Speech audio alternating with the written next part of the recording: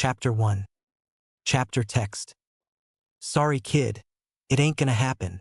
The doctor's voice sounded indifferent, even bored. For year-old Izuku felt the all-might action figure slip from his grasp and heard it clatter on the floor, but merely sat, stunned. He didn't have a quirk? None at all? He couldn't fathom it. He heard the doctor explaining to his mother that the X-ray of his foot was the best indicator, and why. He didn't understand what the bones of his toe had to do with anything, and he really didn't care. How could he not have a quirk? Everyone had one. He didn't know a single person who didn't have at least a tiny one. Izuku walked silently alongside his mother as they left Dr. Tsubasa's office and down the crowded sidewalk to the station, where they boarded a train to go home. His mother kept her arm around and tried to talk to him softly, but he didn't hear her. So deep was his shock at what the doctor had said. He couldn't even cry. Not yet. He was only vaguely aware that something was wrong when his mother gave a startled cry of alarm and gripped him tightly by the arm and pulled him from his own seat and into her arms. There was loud clattering and people were shouting as the train rocked roughly from side to side. There was a moment of relief when the train seemed to settle on the tracks and his mother let out a relieved breath. That's why it was all the more jolting when there was a deafening boom. It seemed like the train jumped like a cat pouncing on prey. Then the handful of people in the train car seemed to be floating for a moment. Izuku's stomach felt funny as the lack of gravity took hold, then released as the train car plummeted downward on its side. Everyone flew sideways as the train left the tracks and began to tumble like a rectangular barrel down a hill. Everyone was getting tossed around like dolls, and Izuku felt his mother's arms tighten and her hand press his head against her shoulder. He felt her knees squeeze against him from below as she became a protective ball around him as tightly as she could. His heart was beating very fast now, and he could hear his mother's heart thundering with the ear pressed against her. It was like what Izuku imagined it might be like to take a ride in a tumble dryer as they rolled around with the world and everything in it, spinning around them. There were lots of bumps, and Izuku was scared because his mother was screaming as they fell. They flipped over and fell again, and again, and again. Izuku, he heard his mother say close to his ear once the train became mostly still again. Izuku, are you okay? Her voice was quiet, and she was breathing funny. Okay, Izuku answered, whispering too. I love you, baby boy, she told him, like she did when she tucked him into bed at night. Love you too, he answered, wondering why she was crying. Was she hurt, or just scared? He was scared. He didn't know what was going on, but he could tell that something bad was happening. He hurt pretty much all over from being bumped around, but he didn't want to scare his mother by crying. While he was in pain, it didn't hurt that bad, and he was going to be a hero someday, and heroes never cry. He was trying to think of what he could do or say to make his mom feel better. But then more bad things happened. There was another shudder of the train car then, and then a sharp snap, and a rushing sensation as the train began to slide on its roof down an incline. The seats were where the ceiling should be, and there was broken glass all around them. Izuku could feel something warm and wet on his face, and on the arms wrapped around his mother. The other passengers were all shouting again, but not his mother. She was still wrapped around him, but not as tightly, and she was quiet and calm. Izuku thought she was very brave, not panicking like everyone else. It was then that the train came to an abrupt stop, and Izuku felt something hit him in the head hard enough to make stars float in his vision before everything went black. When Izuku woke up, he thought he must be dreaming. He did feel sleepy. He was in a bed in a white and blue room with bright lights, and Kaken's mom was there, for some strange reason. She looked tired and her eyes were red around the edges, instead of just in the middle like normal. Auntie, Izuku asked, surprised when his voice sounded way too loud in the quiet space. Hey there, Auntie said, reaching out a hand to gently ruffle his hair. Tough day, huh? She picked up something from the mattress that had a red button on it, and pressed the button before putting it back down. Where are we? Izuku asked, using a quiet voice and looking around curiously. There were weird curtains hanging from the ceiling and poles with weird machines on them, and a tube was taped to his arm, and his arm was taped to some kind of board. This is a hospital, Auntie said gently. You got a little banged up in an accident. Izuku tried to remember, but only had blurry memories of riding a train with his mother and that something strange had happened. "I think the train crashed," he finally said, thinking hard about it. "That's right," Auntie told him with a wobbly smile. "A villain made the train crash." Two people came into the room, then. One was a short man in a blue shirt and pants, with greenish skin and sleek feathers for hair, and the other was a kind-looking woman in a white dress. Well, myheroacademia," the man said kindly. "It's good to see you awake. You have quite a bump on your head." "I do?" he asked in surprise, lifting his one unencumbered hand to touch his head. His fingers found the edges of a bandage on his forehead and he patted the soft padding, wincing slightly when he got to a sore spot. Auntie gently steered his hand away from his head and smiled at him softly. "You have 17 stitches," the man told him. "I'm Dr. Wu. I've been taking care of you since you were brought in." The woman in the white dress was busy with the machines, and then she started to take the tape off of Izuku's arm. Izuku was surprised when she held a cotton ball against his arm and pulled a long piece of plastic out that looked like a needle. She wrapped the spot with a stretchy bandage in bright blue. "Where's my mom?" Izuku asked, looking around. "She was on the train with me." Auntie made a strange sound in her throat, but gave a little cough and said, "You can't see her right now, but I'll look after you. Okay? You can come stay at my house for a while and have a sleepover with Katsuki." "A sleepover with Kaken?" he asked curiously. He'd never gotten to spend the night at a friend's house before. Wow! Izuku felt sleepy still, but the idea of having Kaken all to himself for a whole night was exciting enough to distract him from not being able to see his mom. "Yep," Auntie affirmed, sounding like she was getting a cold. "You should be able to go back home tomorrow." "Okay," Izuku agreed. "I don't have to stay here?" "We've done everything we can for you, young man," Dr. Wu told him with a nod. "We'll give Bakugo-san your discharge instructions and you can go with her." Izuku was okay with this. Auntie was nice, even if she yelled a lot. Mostly she yelled at Kaken and she never yelled at him, so he wasn't scared. She helped him get dressed in clothes he didn't recognize, though his shoes were the same light-up all-might sneakers he had been wearing that morning. There was a lot of paperwork that had to be signed, but Izuku was allowed to sleep a little while Auntie filled it out. Then they rode in a taxi back to Kaken's house. Izuku clung to Auntie's skirt as they entered the house, and looked around for any sign of Kaken. Instead, Kaken's dad was standing up from where he'd been on the couch and approaching with a soft smile. "Hello, Izuku-kun. Are you hungry? I was just about to call Katsuki down for a snack," he said kindly, looking at his wife with questions in his eyes. Auntie shook her head ever so slightly, and Izuku knew that they were probably communicating the way grown-ups did when they didn't want the kids around to know what they were saying to each other. "Yes, please," Izuku said, remembering to be polite. He didn't know how long it had been since breakfast that morning, but his tummy was feeling grumbly now. Auntie ruffled his hair again, just as Kaken came thundering down the stairs. "Is Mom home yet?" he called out as he approached. "Hi, Kaken," Izuku said brightly, stepping out from behind Auntie. "Izuku," Kaken greeted him. "Hey, why are you wearing my clothes?" Izuku shrugged and looked down at the red shirt with skateboarding T-Rex on it. "I dunno. Your mom brought them." "Why do you have a big band-aid on your head? You got an ouchie," Katsuki demanded. Izuku nodded uncertainly, and Auntie came to his rescue. "Izuku was in an accident this morning and his clothes got dirty, so I took him some of yours. He got a cut on his head, but the doctor gave him some medicine so it's not hurting right now. He's going to stay here with us tonight." "Cool," Katsuki accepted easily. "I can show him the rhinoceros beetle I caught yesterday." Kaken's dad came in a moment later holding a tray with tea and snacks and set it on the table. Izuku sat across the table from Kaken and grinned at him. "Dorayaki," Kaken announced, standing on his chair and grabbing two plastic-wrapped treats from the tray and holding them up.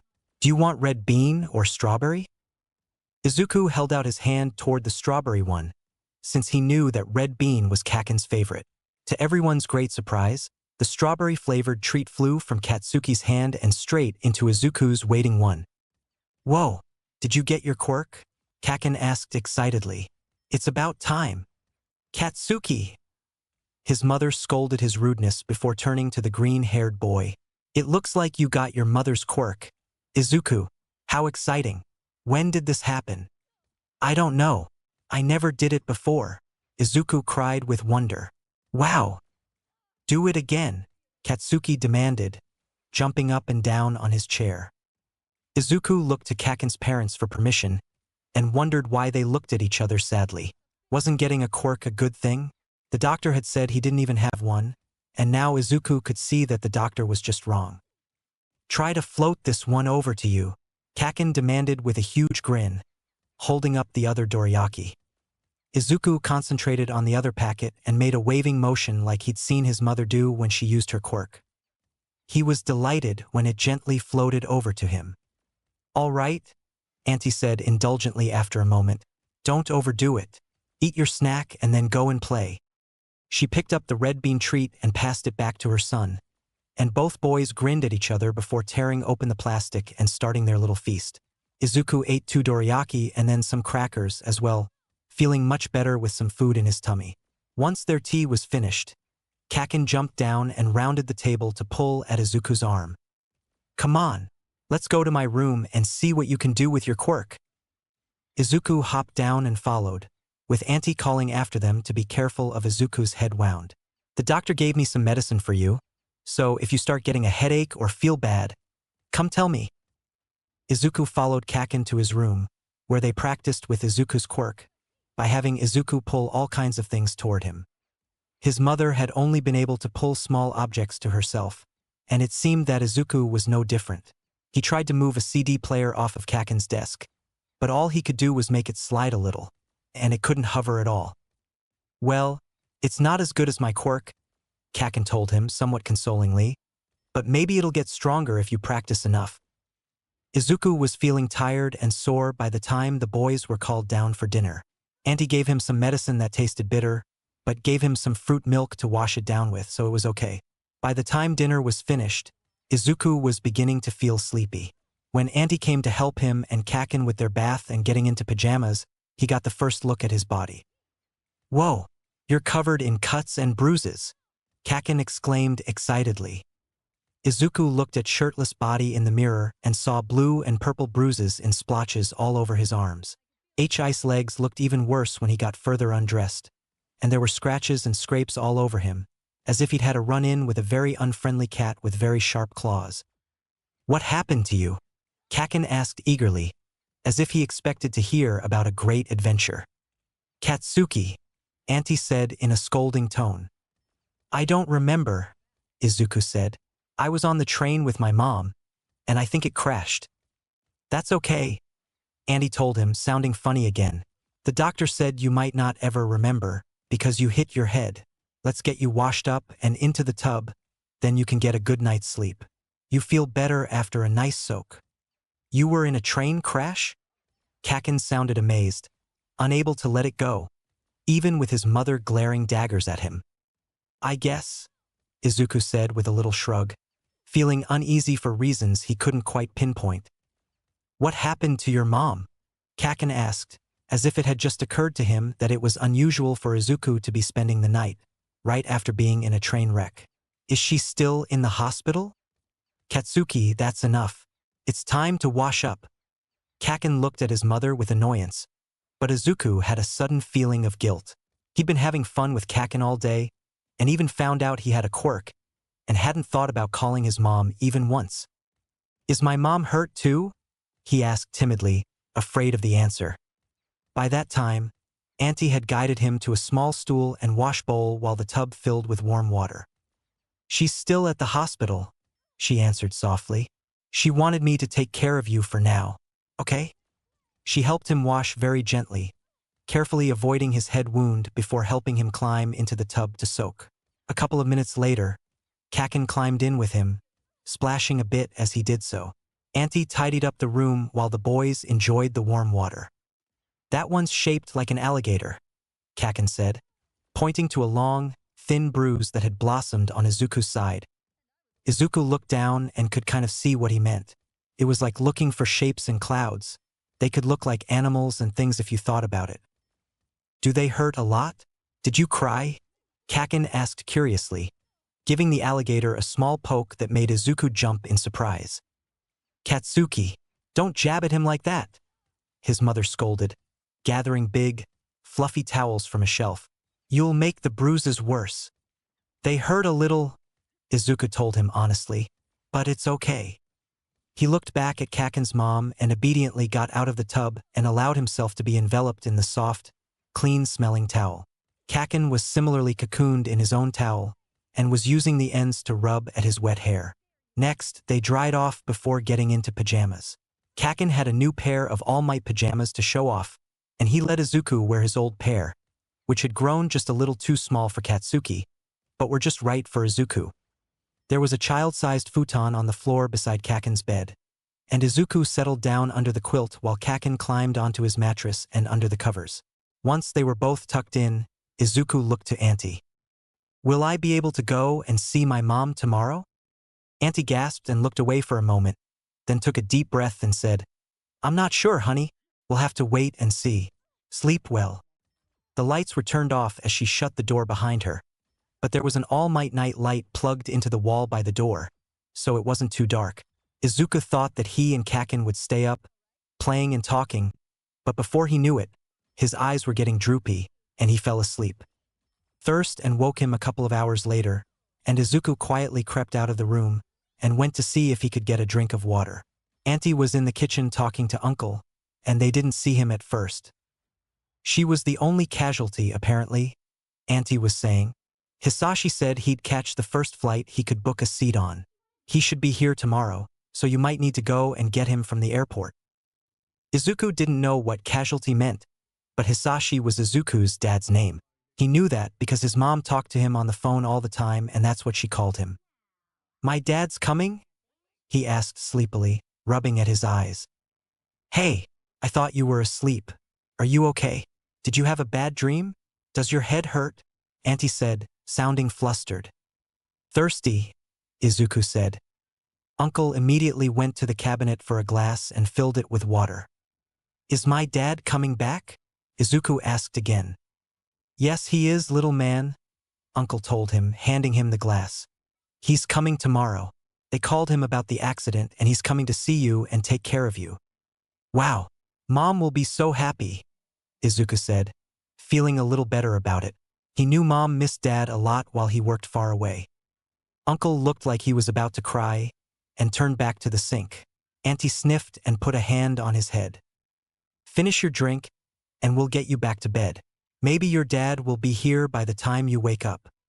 Izuku wasn't sure what was going on, but did as he was told. As he settled back under the quilt, he fell asleep hoping that once his father got there, they could go and see his mom together. Izuku was disappointed that his dad wasn't there when he woke up, but Auntie said he was on his way and would be there soon. Taiwan was so far away that his dad couldn't come home on weekends, so it would probably be a long trip. I never met your dad before, Kaken said as they sat at the table and ate breakfast. Izuku wasn't feeling very hungry and was picking at his eggs instead of actually eating them. His whole body was sore, and his head hurt a lot more than it did yesterday. Auntie had given him some more medicine, but it wasn't working yet. He works at a place called Taiwan, and he's the boss of a lot of people at a big company, Izuku said, spouting off what he had been told by his parents. He can't come home too much because he's got a lot of important work, but my mom doesn't want to live there, so she stays here. Weird, Kaken said with a shrug. After they finished breakfast, Katsuki was very interested to learn that they would not be going to school that day. His parents worked a lot and almost never took random days off without a lot of planning. First, Izuku needs some time to rest from his accident, Auntie explained, and it would be boring here by himself, right? Right, Kaken answered eagerly. Can we play video games? I think that would be all right, she answered indulgently. Kaken knew exactly how to hook up the game console to the television in the living room. They had played several games of Racecar Pro 4 before they got bored, and changed to a fighting game featuring several prominent heroes, including All Might. Izuku chose to play All Might in his Bronze Age costume, and Kaken chose his Silver Age one. They were happily fighting virtual villains when the front door opened. I'm home, Uncle said brightly. Izuku, there's someone here to see you.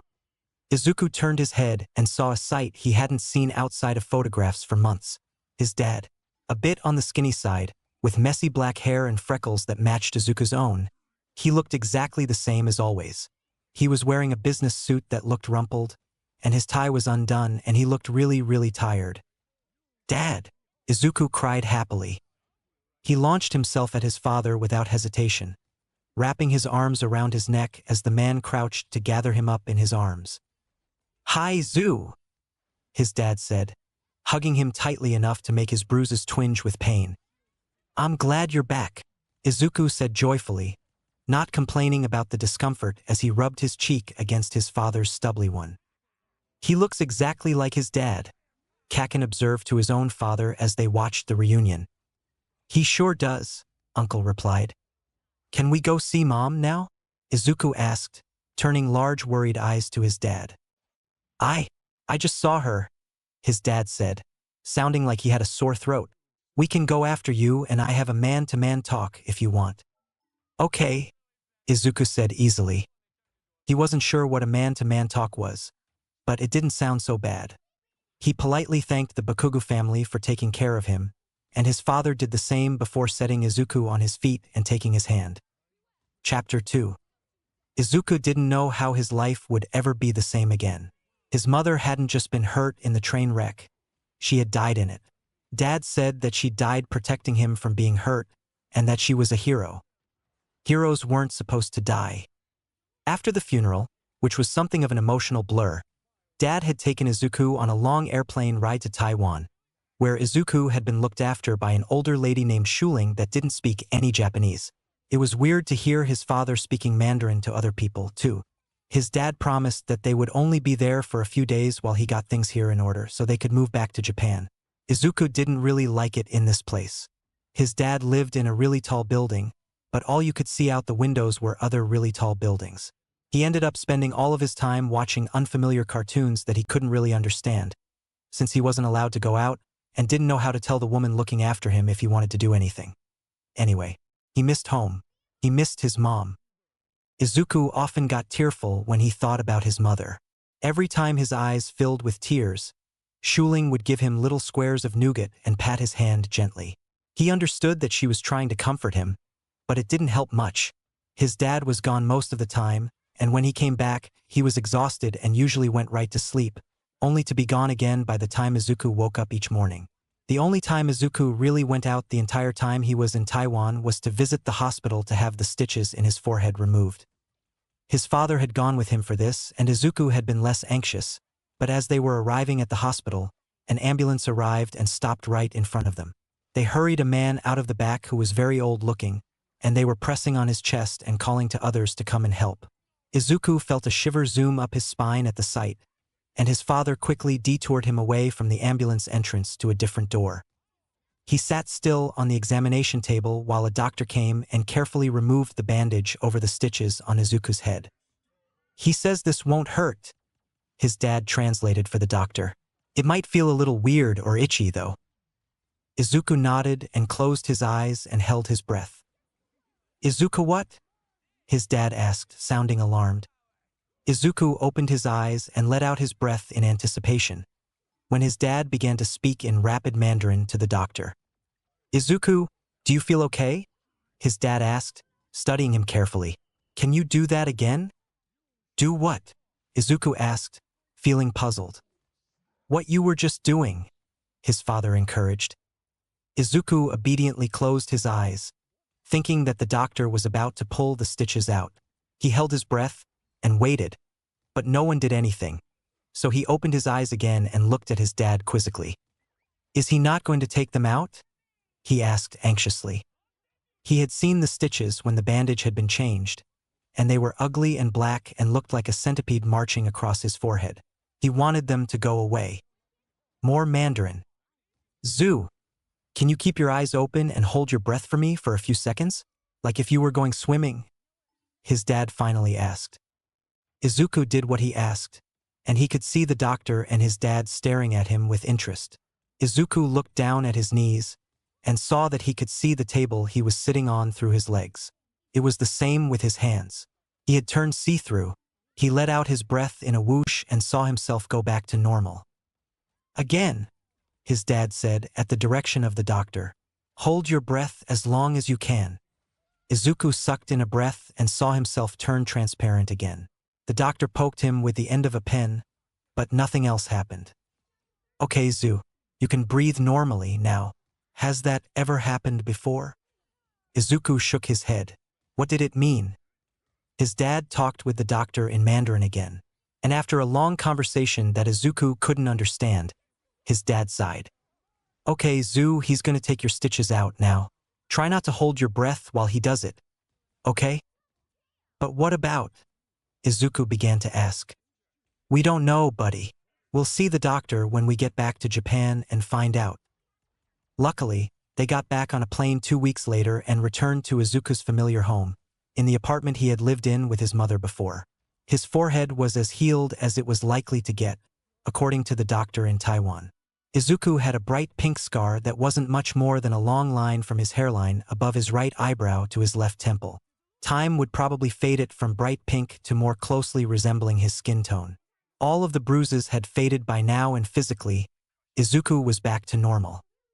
His father dropped him off at school on the Monday morning after they got back to Japan, and the kids all gathered around him, having heard from Kaken that he had a quirk. Now, the teachers exclaimed over him and made a fuss when he showed everyone how he could make a box of crayons float over to him from a nearby table. Congratulations, Izuku-kun, one of the teachers said proudly. Oh, I can do this too, Izuku said, feeling proud of himself as he breathed in deeply and held his breath. Everyone gasped as he turned transparent, clothes and all, until he let out his breath again. Wow! Amazing! How'd you get 2 quirks? Kaken demanded, looking upset. Izuku shrugged. I dunno. It just happened. My dad's gonna take me to the doctor to find out as soon as he can, Izuku said.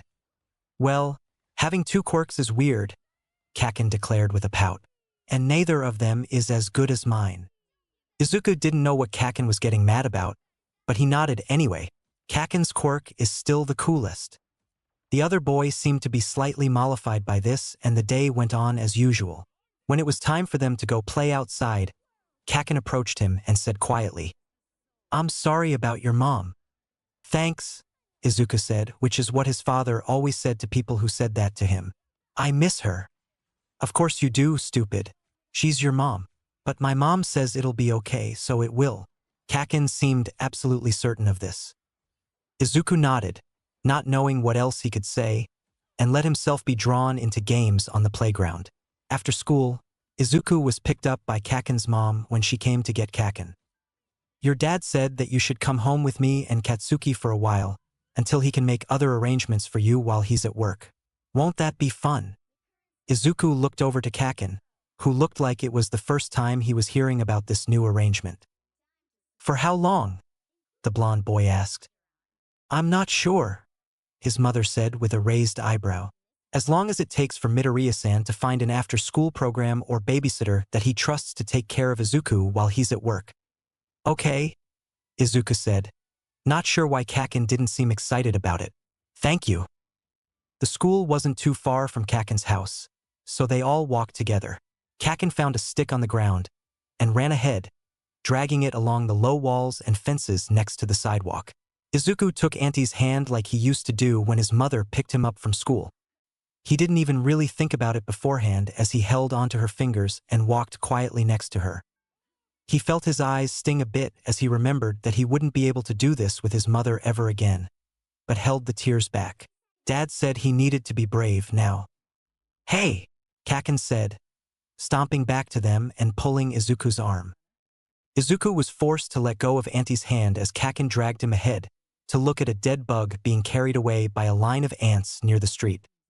Once they got to the Bakugu house, Kaken immediately went to sit at the little table in the kitchen that only had 2 chairs near a window that looked out onto a tiny backyard that was mostly paved, with poles for hanging laundry.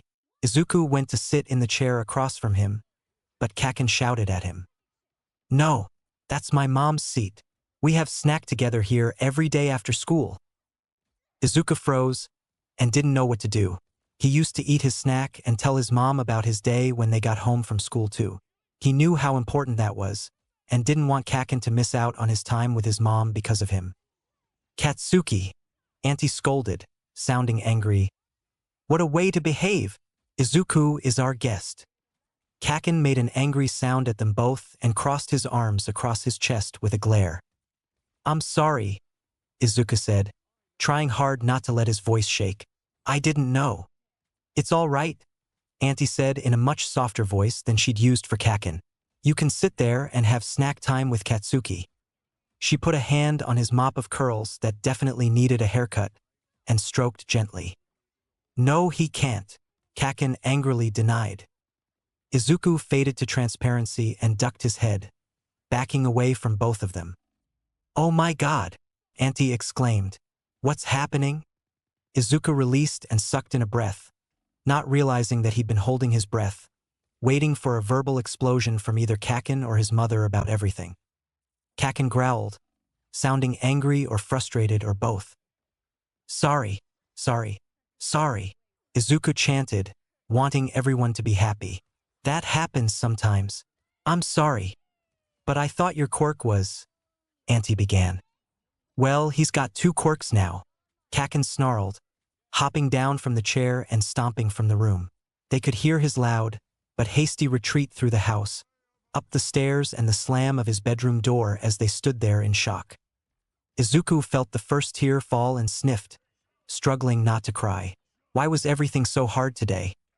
Oh, Izuku! Auntie scooped him up into her arms, even though he was too big to be carried around anymore, and hugged him tightly. You didn't do anything wrong. Kaken's mad at me, he said miserably. He said having 2 quirks is weird. Having 2 quirks is unusual, she corrected him gently. Not weird. Why don't you sit down and have your snack, and I'll go tell Katsuki he needs to apologize. No, don't, Izuku said as she put him on his feet. He'll just get madder. He just wants to have his snack with you. I can go read a book and you can have a snack with him like always. Auntie looked like she wasn't sure what to say to this. She thought about it for a moment and finally decided, how about I fix you something you can eat in the living room? I'll turn on the TV and you can watch cartoons while I go see if I can get Katsuki to come down. Izuku nodded at this solution. This way he would still get something to eat, and Kaken could have his alone time with his mom. He sat on a cushion beside the low table near the couch and Auntie gave him a juice box, some apple slices, cut to look like bunnies, and a handful of rice crackers.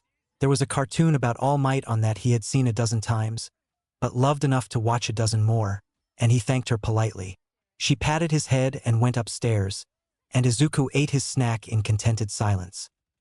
Auntie stayed upstairs for a long time, so when the cartoon was over, Izuku turned off the television. He sat on the couch with a notebook retrieved from his school bag and doodled for a while until he started to feel sleepy. He didn't even realize he'd dozed off until he was being shaken awake by a rough hand. He opened his eyes to see Kaken standing by the couch, looking at him with a scowl. Mom said to wake you up 'cause it's almost dinner time. She said I have to tell you sorry for earlier, too. Izuku sat up and looked around, surprised that it was already late enough to be dinner time. He didn't know what time his dad would even be done with work, since he was always at work. Is my dad coming to get me? I dunno. Kaken didn't seem inclined to say more than that, but he didn't really seem too mad anymore, either. He just walked away, retreating up the stairs, leaving Izuku where he was. At a loss, Izuku found his way to the toilet and took care of his own pressing needs, and washed his hands extra good since it was almost time to eat. He didn't know if he would be joining the Bakugo family for their meal, or if he would be eating with Dad. When they were in Taiwan, the lady who looked after him had cooked their meals, too. The food had been mostly unfamiliar, but still good. When they had gotten back to Japan a couple of days ago, his dad had bought convenience store food or takeaway for every meal. He was pretty sure his dad didn't know how to cook. There he is, Uncle said with a friendly smile as Izuku wandered into the kitchen. Hello, Uncle. Izuku greeted him the way his mother had taught him he should greet people. Kaken said it was almost dinner time. Is my dad coming to get me now? Auntie looked over her shoulder from where she was preparing bowls of rice on the counter. He called and said he was going to be a little late. She told him with an apologetic smile. So we get to keep you here a bit longer. I hope you like curry. Izuku did. Kaken didn't make another appearance until he was called for dinner, and everyone gathered around the dining room table.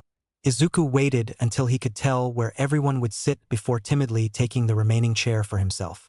Auntie sighed, and she and Uncle gave each other another of those looks that adults give each other that mean something.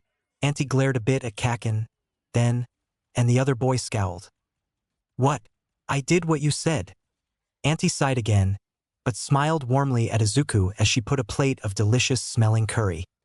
Thank you, he said brightly. It looks so yummy. Both grown-ups chuckled. Kaken banged the handle of his spoon on the table and said, It smells great. I'm glad you think so. Enjoy, Auntie told them. Ita de kamasu. Both boys dug in eagerly. Izuku carefully scooped up some rice, then some curry and blew on it before putting it in his mouth. Kaken stirred up everything on his plate until the rice and curry were indistinguishable from each other, and then scooped up a mouthful and ate it without checking to see if it was hot. Both boys made noises of appreciation as they got their first taste. After everyone had gotten a few bites of their dinner inside of them, Uncle turned to Katsuki and asked, How was school today? It was okay, I guess. There was a frog near the bird feeder outside that ate a dead bug, and the class guinea pigs got into a fight again. How was your first day back, Izuku-kun? He asked after listening to Kaken. Okay, Izuku said quietly, taking a drink of the water by his plate.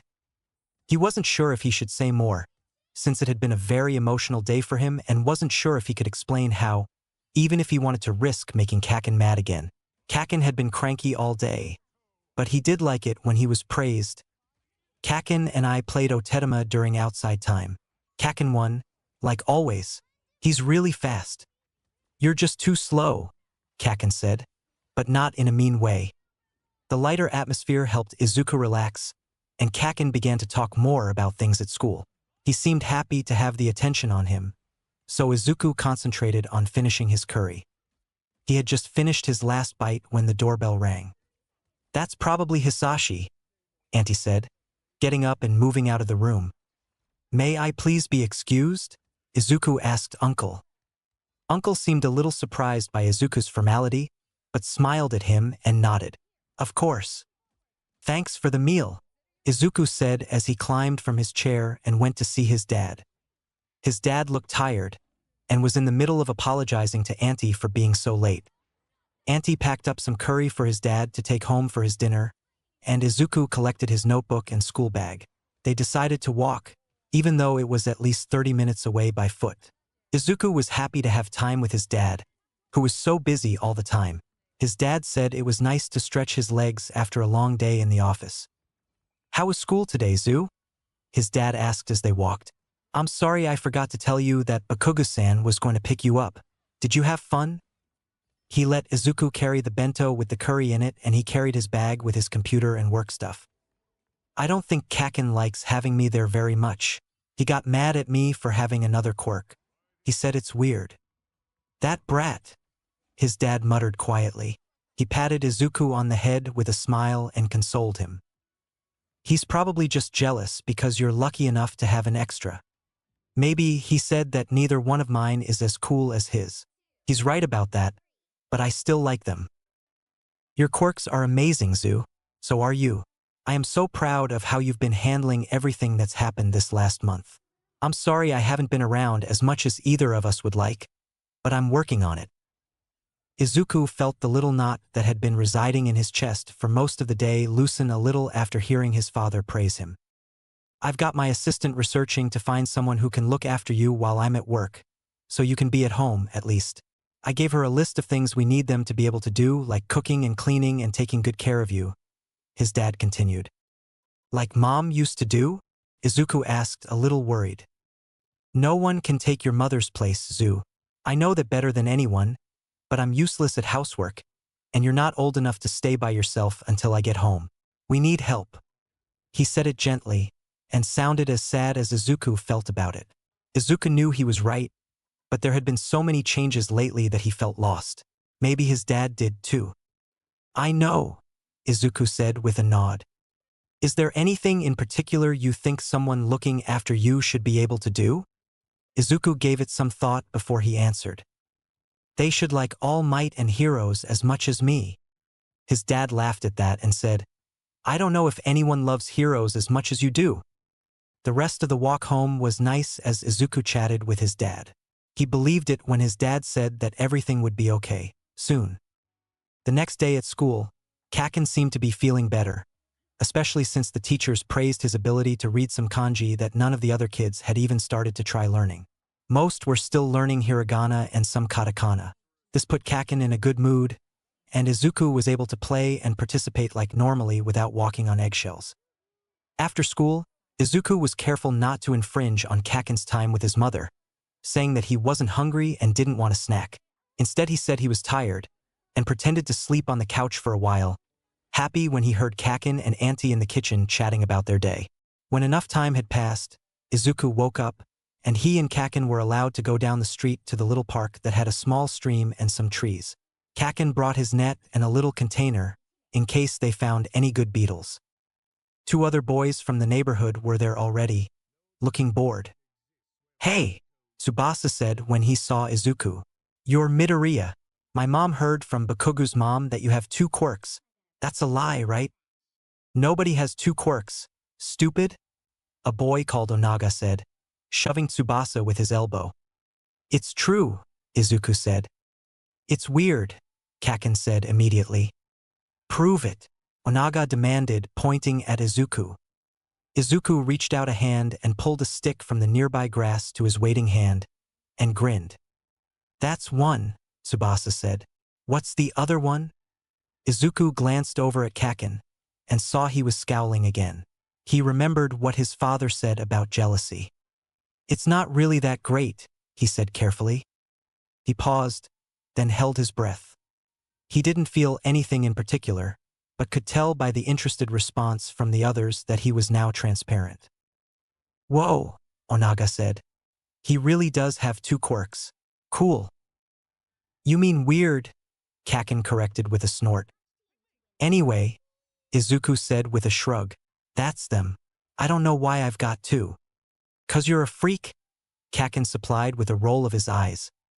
The other 2 boys looked back and forth between Izuku and Kaken, before nodding slowly. Weird, Tsubasa agreed. Weird, Onaga parroted. It might be cool if they were better quirks, though. Kaken looked satisfied by this, and picked up a stick and wrote his name in the soft dirt beside the sidewalk. That distracted the others, and they began drawing with sticks on the ground. Izuku watched in amazement as Kaken wrote all of their names in kanji. Look, Kaken said, writing Izuku's name in the dirt. This can also be read as Deku. That means useless, just like his quirks. The other boys laughed, and Izuku dropped his stick. That's mean, Kaken. I'm only telling the truth, came the spiteful answer. What's the matter, Deku? You mad that you've got 2 quirks, and they're both stupid? I'm going to go back, Izuku said. He turned away as the other boys started chanting, Deku, Deku. You'd better not go crying to my mom, or you'll be sorry, Kaken called after him warningly. Izuku didn't look back as he ran back to the Bakugu's house. Why was Kaken being so mean? He sat on the front step of the house, not sure if he should knock or just go inside. Would he get in trouble for not staying with Kaken? Would Kaken get in trouble for not staying with Izuku? If Kaken got in trouble, then he might be even meaner to Izuku. He didn't want that to happen. He wanted Kaken to be his friend. He wasn't sure how long he sat outside trying to figure out how to be friends with Kaken without making him mad. But eventually the front door opened and Auntie was standing there, looking concerned. Izuku, I thought you went to the park with Katsuki, she said, holding out her hand to help him up. I did, he said, proud that he hadn't been crying about it. I didn't want to do what the other boys were doing, so I came back. Auntie didn't look convinced but didn't question him about it, either. She looked down the street toward the park, where she could just see the trees and benches from where she stood. Well, come on inside. You didn't have your snack before. Do you feel hungry now? Izuku did. He sat at the table in the kitchen and had some juice and some melon bread while Auntie sat in the other chair with a laptop in front of her and a pair of reading glasses perched on her nose. "I got a message from your dad," she told him as he munched. "He said he should be able to pick you up just before dinner time today." "Okay," he said agreeably. "He said he's trying to find someone to look after me, so you don't have to." "I don't mind looking after you," she told him with a soft smile. "Kaken does," Izuku said simply. "I don't think he likes me here.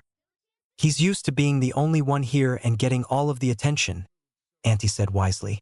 "He'd get used to it. Is he being mean to you?" Izuku didn't like to lie, but he also didn't like Kaken to be mean to him, which is what would happen if Izuku complained about it. "My dad says he's just jealous." "Your dad is right," Auntie said with a sigh. "But that doesn't mean he gets to pick on you. If he does, you come and tell me about it so I can talk to him. Okay?" "Okay," Izuku said non-committally. After his snack was finished, he went to the living room and picked out a book to look at from a little bookshelf. It had lots of pictures and appeared to be a story about a shark. He sat on the couch and opened it in his lap, trying to read some of the hiragana, with only a little success. "Can you read that, Izuku-kun?" Auntie asked, sitting beside him and setting her computer on the table. "Only a little," he confessed. "I like the pictures, though. Would you like me to read it to you?" Izuku nodded and sat close to Auntie so he could see the pictures while she read the story. He was feeling a little sleepy for real and leaned his head against her while he listened. When the door crashed open and Katsuki came in and saw them, he fisted his hands and shouted at Izuku. "Hey, that's my book." "Katsuki," Auntie shouted at him. "How dare you?" Kaken didn't even take off his shoes as he stomped over and grabbed the book off of his mother's lap, throwing it across the room. Izuku scrambled up and backed away from the furious glare and the sparks he could see popping in Kaken's hands. He was really mad. "I'm sorry," Izuku said timidly, tears springing to his eyes. "I didn't mean to." "Stupid Deku. Go home. This is my house, not yours. She's my mom, not yours. Your mom is dead." Kaken froze as the words left his mouth, as if he knew that he'd gone too far. It also might have had something to do with the fact that Auntie had slapped his cheek right after he said it. Everyone stood there, stunned for a moment. The slap hadn't been super hard, but it had been jarring, just the same. "I hate you," Kaken shouted with tears in his eyes. He shoved Izuku out of his way as he ran past to scurry up the stairs to his room and slammed the door. Izuku fell down from the force of the blow, which had been aided by too many explosions from the palms of Kaken's hands. His shirt had a pair of scorch marks on it, though his skin didn't feel burned. Izuku was too stunned to even cry. "Izuku-kun, are you okay?" Auntie kneeled down in front of him and helped him stand up. She inspected his shirt and the skin underneath to make sure he wasn't too hurt, then pulled him into a hug, rubbing his back. "I'm so sorry he said those horrible things," she said with tears in her own eyes. Izuku just nodded and stood very still in her embrace. He would not risk clinging to her as he wanted to, in case Kaken came back and saw. "I'm sorry I made him mad," Izuku said, trying to make things better. "No, Izuku-kun, you don't apologize for this. This is not your fault, not even a little bit. It's mine and it's Katsuki's," she told him firmly. "I've spoiled him far too much." You hit him," Izuku said. His tone was not accusatory, but surprised. His own mother had never raised a hand to him, though he couldn't ever recall being as hateful as Kaken before, either. Maybe she would have spanked him if he'd been bad enough? He couldn't imagine it, though. "I did," she agreed, sounding sad. "I probably shouldn't have.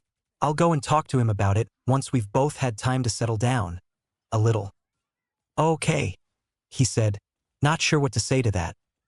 They both stayed there for a moment, staring at each other awkwardly. "How about I turn on a movie for you to watch?" she suggested at last.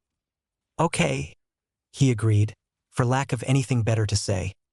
She turned on an animated movie and he sat on the floor in front of the television obediently to watch, not making a sound and not moving from that spot. He could hear her talking on the phone a few minutes later, telling someone about what had just happened with Kaken, and hoped that there wouldn't be even more trouble when Uncle came home.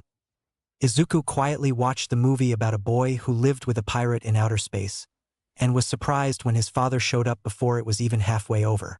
He got up and ran to him, throwing his arms around his dad's legs and squeezing tight. "Thanks for everything, Mitsuki," he said to Auntie. "Sorry to have caused so much turmoil for your family."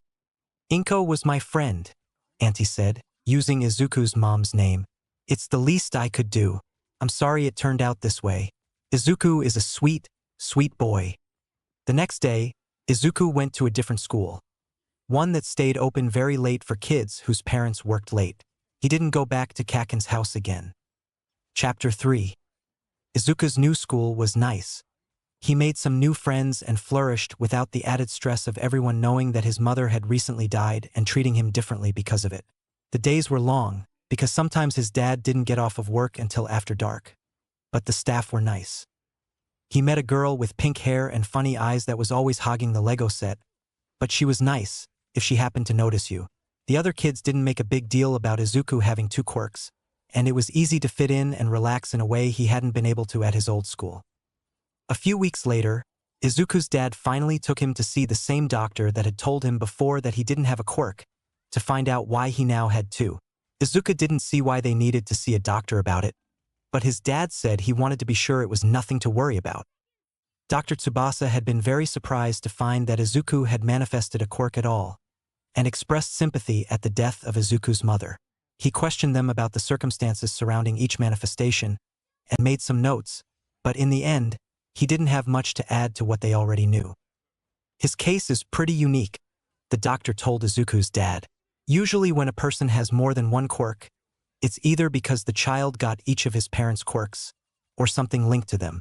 It would make sense, for example, if he was able to breathe fire and then pull it back to himself. That sort of thing. Telekinesis and turning transparent are completely different and unrelated to each other. There's no one on either side of your family who can disappear or phase through objects or anything like that. Not as far as I know. Inko's parents passed away in an accident when she was in her teens, and my own parents are gone as well. I don't know much more family history beyond that." Izuku sat, incredibly bored, while the doctor nodded and made more notes. The office was a bit cold, and he shivered a bit, hoping that they were almost done. "From what you've told me, there doesn't seem to be anything worth worrying about. Nature sometimes produces an outlier, and Izuku-kun is otherwise a healthy boy.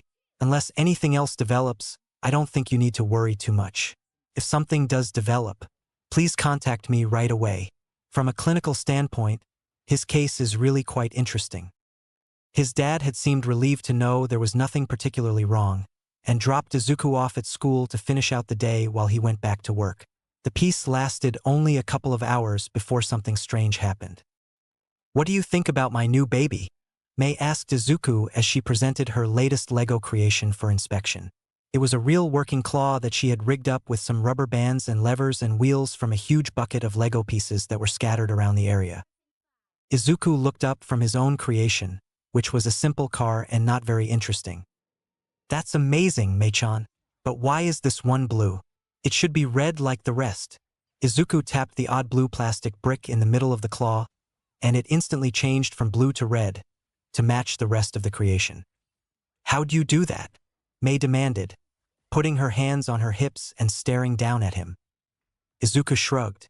"I just touched it and it changed color." "Do it again. Change this one red too," she demanded in a bossy tone. Izuku touched the brick she held out to him and blinked when it changed from yellow to red. "Make this one black," she said, shoving another plastic brick at him. He did. Other kids began to gather around and make innocent demands, too. "Turn this green. Can you make this purple?" One of the teachers came over to see what was going on and was surprised to see Izuku changing classroom toys to different colors. She called another one of the teachers over. "Izuku," the head teacher asked, kneeling down next to him, "were you able to do this before?" Izuku shook his head, but was grinning at his newfound popularity. "Your daddy took you to the doctor today to find out about your other quirks, right?" she asked, sounding curious. He nodded. The doctor said don't worry about it. Did he see you change things to a different color? She asked. He said, shaking his head. I couldn't do it then, just now. The two teachers looked at each other with raised eyebrows. They took him to another small room where they asked him to change a few different things to different colors. He was able to change plastic things and crayons, but not fabric, rocks, metal, or glass. He couldn't change skin or hair, either. There was no detail work. When the color changed, the entire object changed, regardless of how many colors it had been before. They made some notes and then told him he could go back and play, but not to change any more toys without permission. No one seemed upset that he now had 3 quirks, though they did tell him he wasn't supposed to use any of them without permission. That was the rule for everyone. When his dad picked him up later, he asked him how he felt, and questioned him a bit about his new quirk, but didn't seem too upset, either. Mostly he seemed confused. I'll call Dr. Tsubasa tomorrow and see what he has to say, his dad said. 2 days later, Izuku was back in the doctor's office, and this time it wasn't as easy and boring as just sitting there while the adults talked. This time there was a needle that sucked some of his blood out, and x-rays of his whole body, and noisy machines in big tunnels and all kinds of people poking and prodding at him for a really long time. By the time his dad was allowed to take him home, he was tired and cranky. It didn't help when the doctor had said that they would need to return for the test results in a few days before he could tell them anything. At dinner that night, which his dad had ordered to be delivered, his father looked almost as tired and cranky as Izuku did. It's been a long day, huh? He asked Izuku as he transferred a portion of fried rice onto Izuku's plate. Izuku nodded and poked at his food moodily. I might have some good news, though. Saki, my assistant, thinks she might have found someone to come and look after us. I'm going to meet them tomorrow, and if I like them, then you'll get to meet them and we'll decide together. Okay. Izuku wasn't sure what to think about that. Can they cook? He asked. The food on his plate wasn't bad, but he was tired of eating out of cartons and paper wrappers. That was one of the biggest requirements on the list, his dad promised solemnly. Okay. 3 days later, Izuku was playing in his room when the doorbell rang and his father called to him. He ran out to the living room to see a young man standing there wearing a high school uniform. The high school guy waved at him with a friendly smile and Izuku waved back shyly. Izuku, this is Tanaka-san. He's a senior in high school and wants to be the one looking after us a while. Come on in and meet him. Izuku came over and politely greeted Tanaka as he'd been taught to.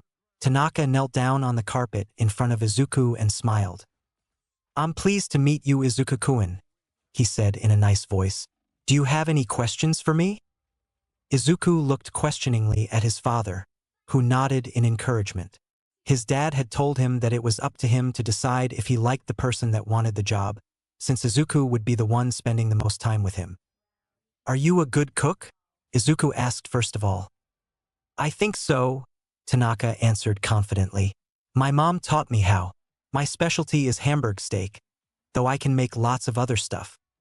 Izuku nodded thoughtfully. He liked Hamburg steak. Do you have a quirk? Was the next question. Izuku was always interested in people's quirks. As soon as he learned to write better, he was going to make a book about them. I do, but it's not terribly impressive, Tanaka said. Watch. The young man pulled a little bottle of soap bubbles from his bag and held it up. What is your favorite animal? He asked.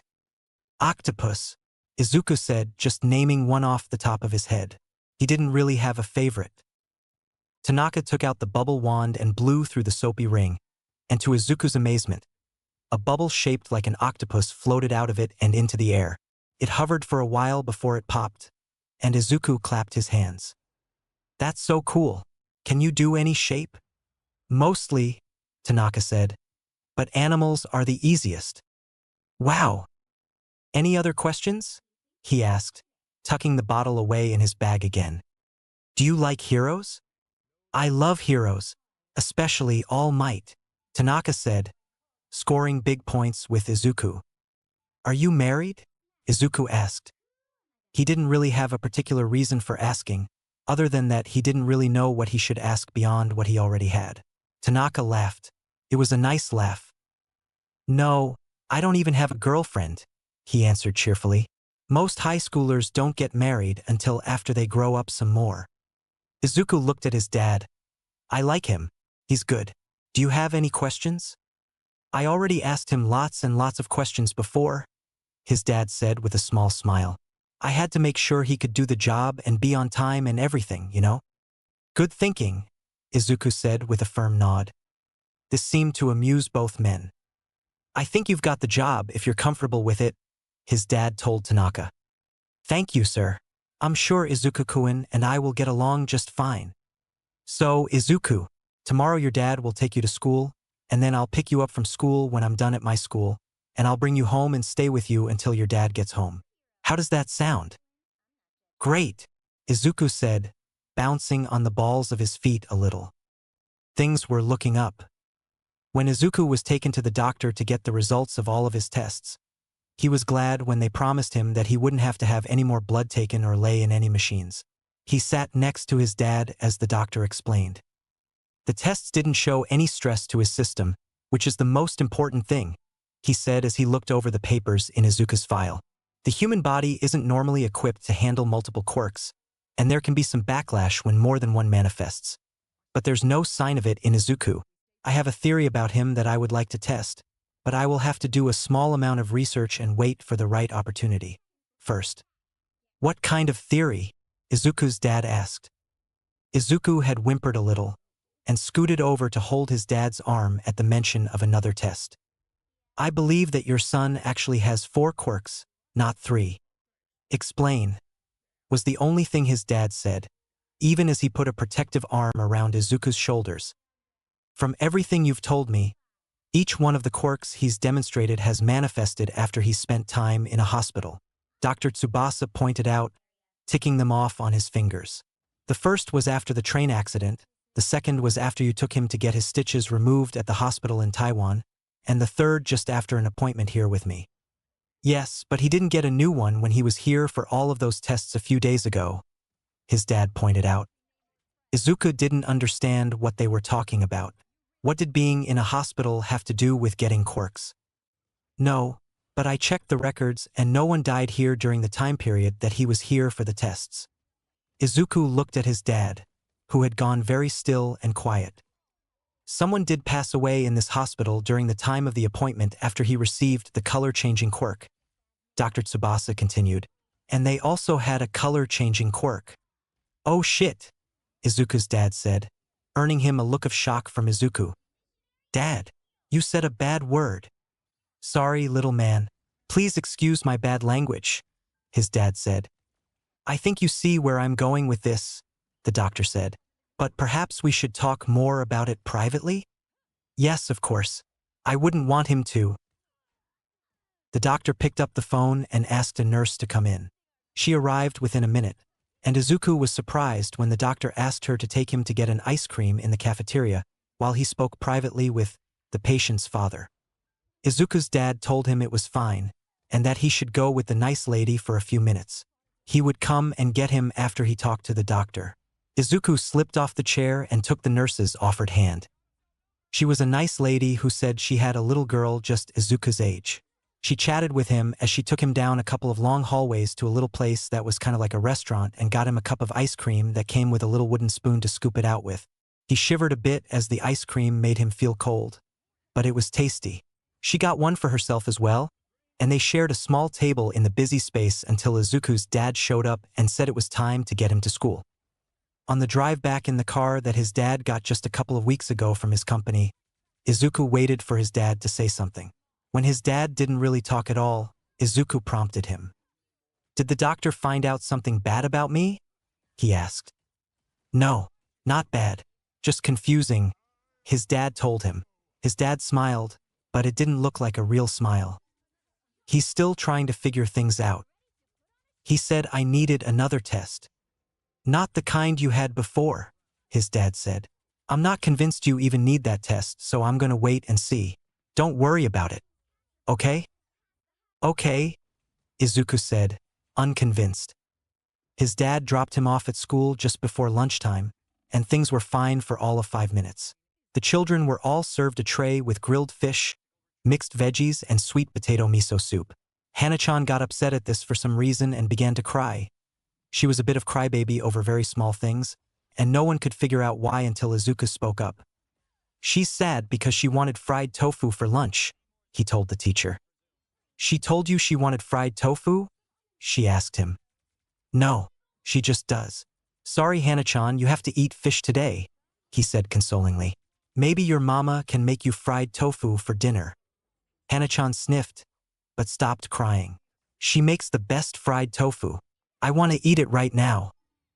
Hana was eventually coaxed into sitting down with everyone else, and lunch could continue. The head teacher came to sit by Izuku, as she did a lot of days, and started to talk to him while they ate. How did you know that Hana-chan wanted fried tofu for lunch? She asked curiously. Izuku shrugged. I dunno. I could just tell. Takashi wishes he could have daifuku right now, Izuku said, pointing to one of the boys at another table. You want a Kit Kat? She blinked at him in surprise, but listened to him tell her all about what each person sitting around him wanted to eat. The kids nearby confirmed what he guessed, saying things like, yeah, curry would be really good. I wish we were having that today. And he's right. I like the other miso soup better. Izuku finished his own lunch without complaint. He liked the school lunches most of the time, but Tanaka-san hadn't been lying when he had said that his hamburg steak was very good. He preferred his babysitter's food over the school food. Tanaka-san picked him up at school just like he did every day now. They walked the short distance to the bus stop, where they got on and rode for 10 minutes to another stop that was a 5-minute walk to the Midoriya's apartment. Tanaka-san made him a fruit sandwich for his snack, cutting it into neat triangles on the plate. While Izuku ate, Tanaka took care of the laundry from the day before and vacuumed the living room and bedrooms. Izuku climbed on a stool near the counter after that and helped Tanaka-san prepare veggies and things for cooking. Izuku washed the rice and helped dry dishes when they got washed. Tanaka talked to Izuku while he prepared items for breakfast that could be easily warmed up in the morning. Izuku liked hearing about Tanaka-san's day at school, as he explained about how his class was planning what they would do for their culture festival. It sounded like a lot of fun. Izuku liked how Tanaka-san didn't treat him like a little kid, and asked him questions and explained things to him when he asked. If he didn't know the answer to something Izuku wanted to know, he would look it up on his phone, and they would learn about it together. After the chores were finished, Tanaka-san checked Izuku's school bag for the folder that got sent home every day with any notes from the teacher.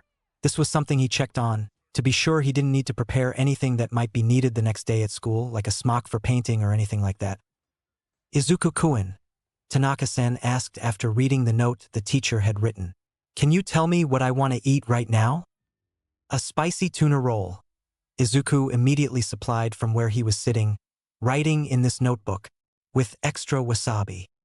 Tanaka-san laughed at this answer, which puzzled Izuku, because it wasn't really funny. Do you know what your dad wants for dinner? He asked next.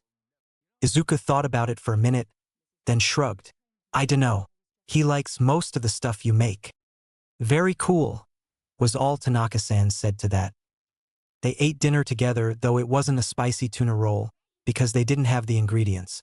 It was still very tasty, and they saved a big plate for Izuku's dad for when he got home. After dinner, Tanaka-san supervised Izuku's bath and then blow-dried his hair for him before helping him get ready for bed. By then, Izuku's eyes were drooping and he fell asleep almost immediately after a long, strange day. Izuku woke in the morning to find his father already awake and dressed, warming breakfast in the microwave when Izuku came into the kitchen. Good morning, his dad said when he saw Izuku come in and sit down at the table. Breakfast will be ready in just a minute. Izuku already knew that there would be rolled omelette, salad, and rice with instant miso soup. He had helped Tanaka-san prepare it, after all. I talked to your teacher yesterday, his father said, setting a glass of milk on the table in front of him. She says you have an interesting new talent. Izuku looked at him, feeling puzzled. I do. It was his dad's turn to look puzzled. She said you were telling her all about what everyone wanted to eat for lunch yesterday. Naokuen said that you were right about what he wanted to eat yesterday, too. Who's Naokuen? That's Tanaka's name, his dad supplied. Can you tell what I want right now? Coffee, Izuku said. With cream, and one of those fancy rolls with jam on it. I'll be damned, his dad said. Dad, that's a bad word, Izuku scolded. Sorry, his dad chuckled. I was just surprised. You're absolutely right. I shouldn't say words like that. The rest of the day was normal, and nothing unusual happened for over a week. It wasn't until a Friday evening that his dad brought up his new talent again. I talked to Dr. Tsubasa, he told Izuku as they enjoyed some shortbread that Tanaka-san's mother had sent to them via their son. He thinks that being able to tell what people want to eat is probably actually another quirk. That would be a dumb quirk, Izuku said with all of the disdain an almost 5-year-old could muster. Dr. Tsubasa said that someone who was at the hospital recently had the same quirk, and they ran a pretty successful little restaurant. I'm sure it came in handy to know what the customers there wanted. I guess that makes sense, Izuku conceded. But I don't want to be a cook. I want to be a hero, like All Might. His dad poured himself some coffee from the small pot he'd made earlier and added some creamer. All Might, huh? Those are some pretty big shoes to fill. Though at the rate you're collecting quirks, who knows? The last part was murmured, as if he wasn't really talking to Izuku. Izuku took a mental count. He had his mom's quirk, the see-through one, the changing color one, and now the food one. Do I really have 4 quirks now? He asked. If your doctor is to be believed, you might have 5. 5? What's the other one? It's complicated, his dad told him with a soft sigh. He got the food on the table and sat down across from Izuku, sipping his coffee while Izuku picked up his chopsticks. Dr. Tsubasa thinks that you're getting quirks from people who die when you're nearby. Izuku frowned in concentration as he tried to make sense of what that might mean. I don't get it, he finally said. I don't really understand it either, kiddo, his dad said, setting down his mug. Does that mean I stole people's quirks? Did I steal Mom's? Izuku asked, suddenly feeling guilty and panicked. No, his father assured him quickly. You didn't steal anything, Zu. Your own quirk just kind of collects the quirks that get left behind when people die and don't need them anymore. I think. Izuku was very confused. Think of it like, when you go to the beach and pick up a shell, his dad explained. Where did that shell come from? Something used to live in there, right? Izuku thought about this, then nodded. Is collecting the shells a bad thing to do? His father asked. No, Izuku said, still considering the matter. Why not? His father prompted. Because the things that lived in them are gone. They died and don't need them anymore, Izuku guessed. Right?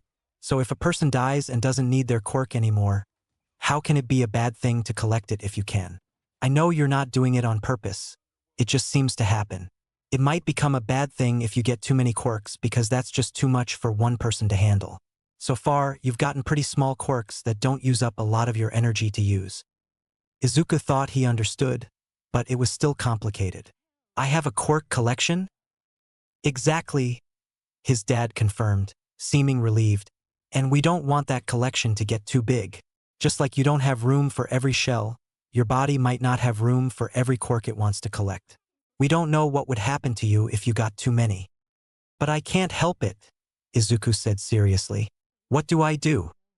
Well, for now we are going to keep you away from places that we know people die pretty often, like hospitals and nursing homes. Other than that, there isn't much else we can do except try to be careful. Okay? Izuku wasn't sure how this was any kind of plan. He'd gotten 4 quirks from people without even knowing they died. How was he supposed to be careful? How often did people die anyway? It was a lot to think about. Another thing to think about is that you have a birthday coming up. You should think about how you'd like to celebrate. We can have a little party or go out to eat or see a movie. And you can pick out your own gift, too.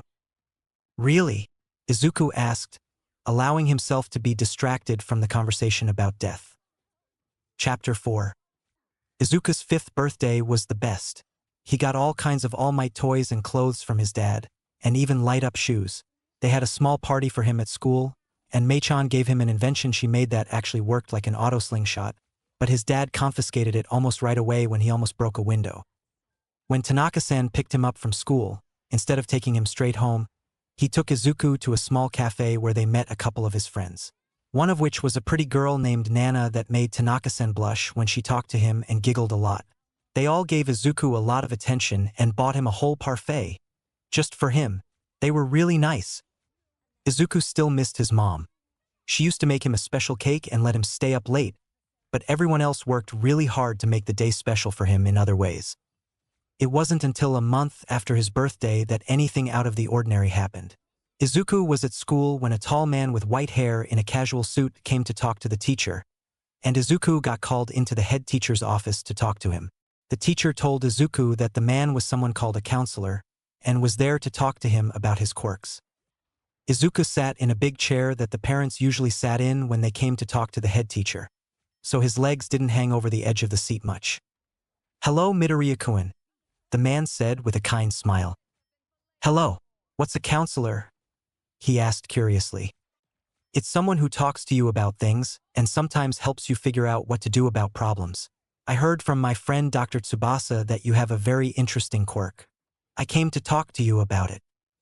"I got lots of quirks," Izuku said. "Yes, I've heard," he said with a nod and a small smile. "You were told how unusual that is, weren't you?" Izuku nodded. "My dad says I have a quirk that makes me collect other quirks." "I think your dad is right," the man tells him with a nod of his own. "Dr. Tsubasa says that you now have 5 quirks, including the one that helps you collect new ones." "Yep, I got my mom's quirk to pull stuff to her, but only little things. I can change plastic stuff to a different color if I touch it, I can turn see-through, and I can tell what people want to eat." "Only what they want to eat, nothing else? You can't read their minds in any other way?" "I don't think so," Izuku says. "You aren't hungry right now, so I can't tell what you want." "That's true.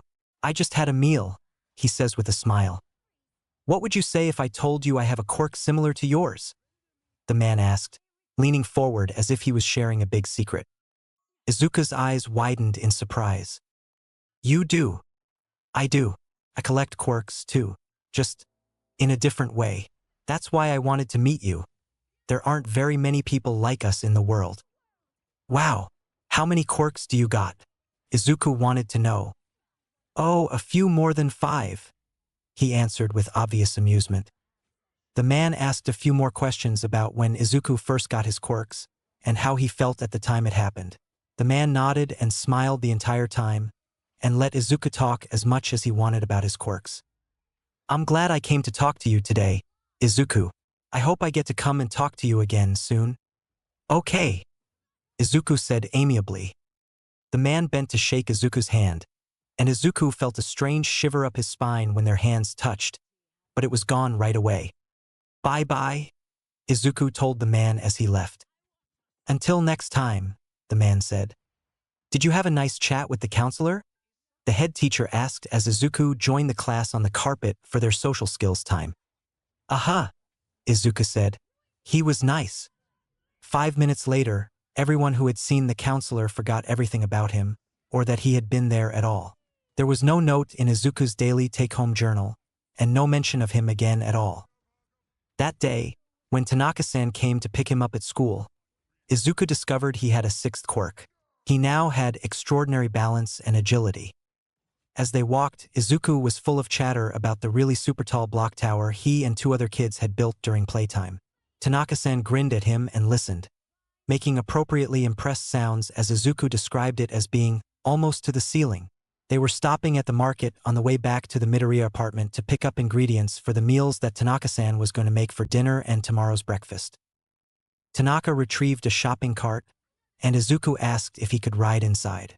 He was a little too big for the child seat, but he liked to sit in the basket and be pushed around the store. Tanaka lifted him up, and Izuku's legs got caught on the edge of the cart's basket. The cart began to roll away under him, and Tanaka lost his grip on Izuku, and there was a tense moment when they both shouted in alarm as Izuku fell. Then everyone who looked their way froze in surprise. Izuku had caught himself on one hand and was doing a very awkward-looking handstand instead of crashing to the floor. His school bag was dangling, and should have thrown him off a little, but Izuku seemed to have no trouble maintaining a steady balance. Izuku, how are you doing that? Tanaka asked, walking around him and looking at him from every angle. He pulled out his phone and snapped a picture. I didn't want to hit my head, Izuku said reasonably. It just happened. Can you stand up now, or do you need help? Izuku put one of his legs down on the floor, and the rest of his body naturally followed gracefully until he had righted himself. That was wild, Tanaka-san told him. It scared the heck out of me, but it was really cool. You're not hurt. Nope, Izuku said with a smile. They did their shopping, then went back to the apartment. Tanaka gave Izuku a snack while he put the groceries away. Then, instead of starting food preparation or laundry, he turned to Izuku and said, "Let's go to the park for a little bit." Izuku put on his new All Might shirt and light-up shoes, and went happily with Tanaka to the small park near the train station down the street. It was just a small grassy area where people could walk their dogs, but there was a swing set and a slide, too.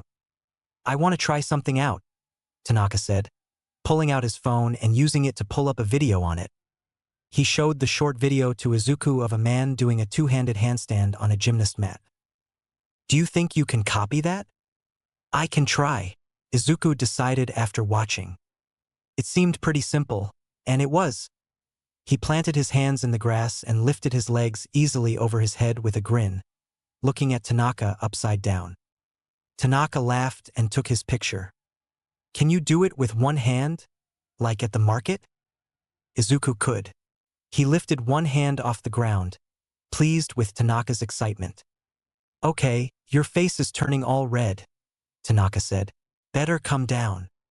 Izuku easily stood back up and felt momentarily dizzy as the blood rushed from his head to the rest of his body. Could you do any of that before? Tanaka asked, sitting in the grass next to his charge. I never tried, Izuku said, but it's fun. Let's see what else you can do, Tanaka suggested. Izuku watched a few more videos on Tanaka's phone, copying everything he was shown with ease.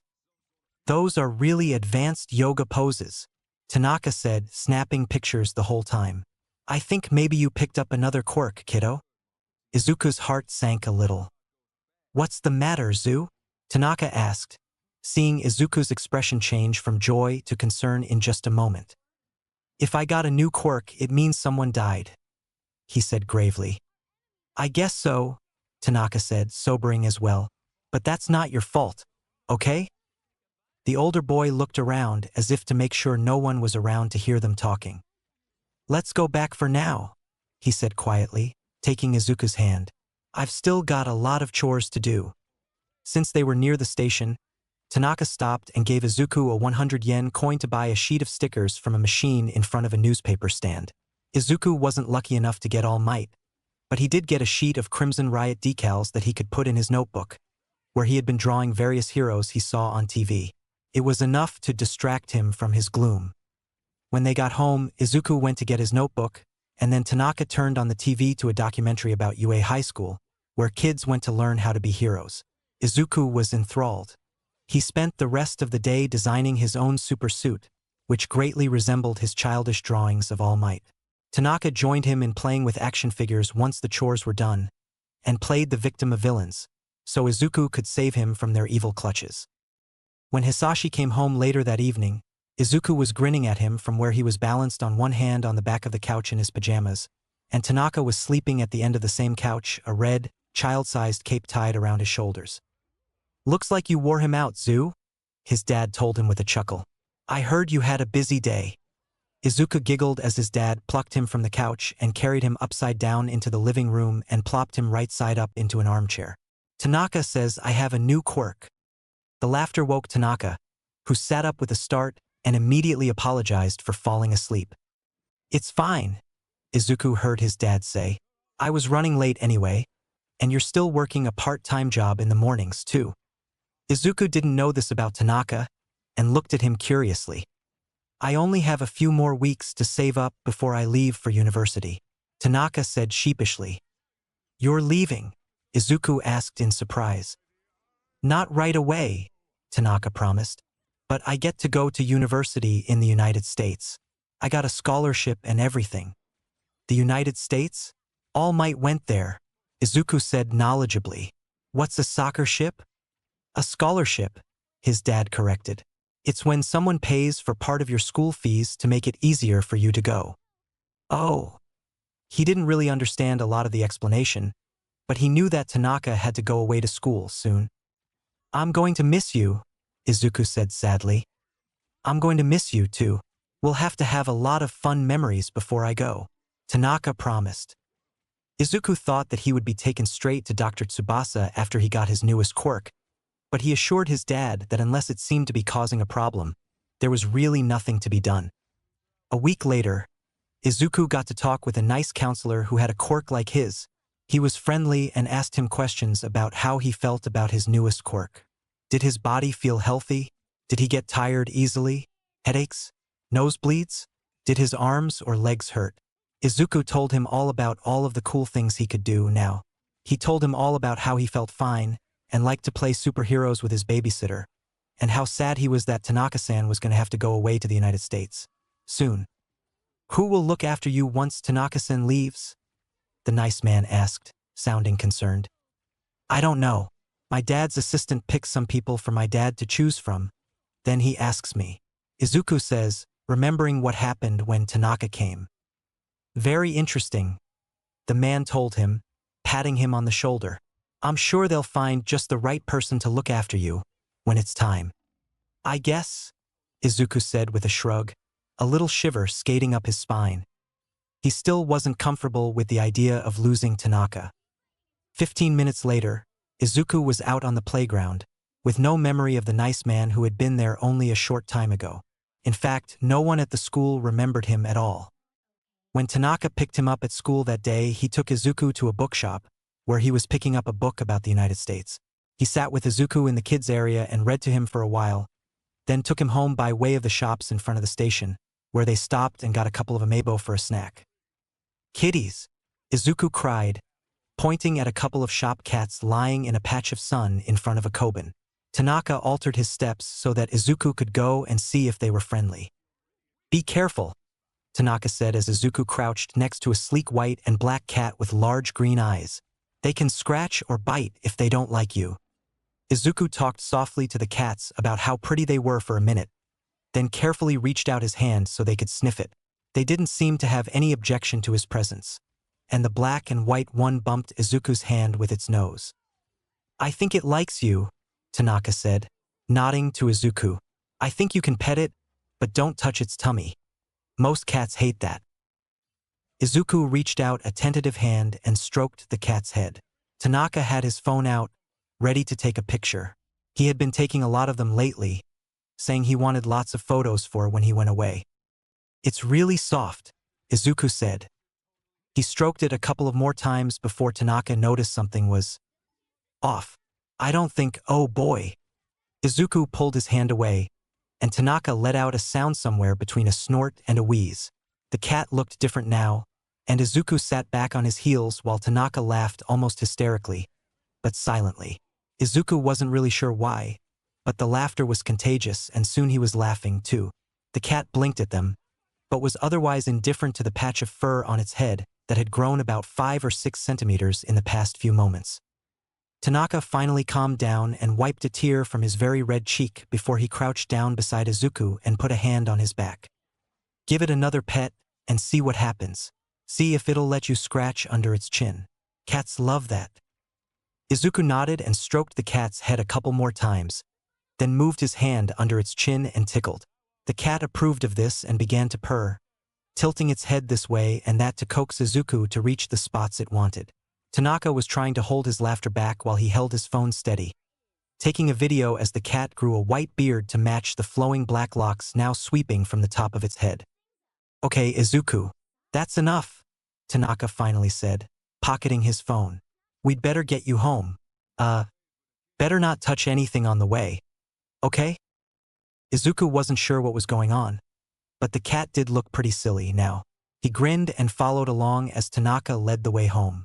When they got there, Tanaka had Izuku wash his hands since he'd touched an unfamiliar animal, then bravely asked Izuku to pat the top of his head. Izuku did so, stroking the spiky black hair as he had the cat's fur, But nothing happened.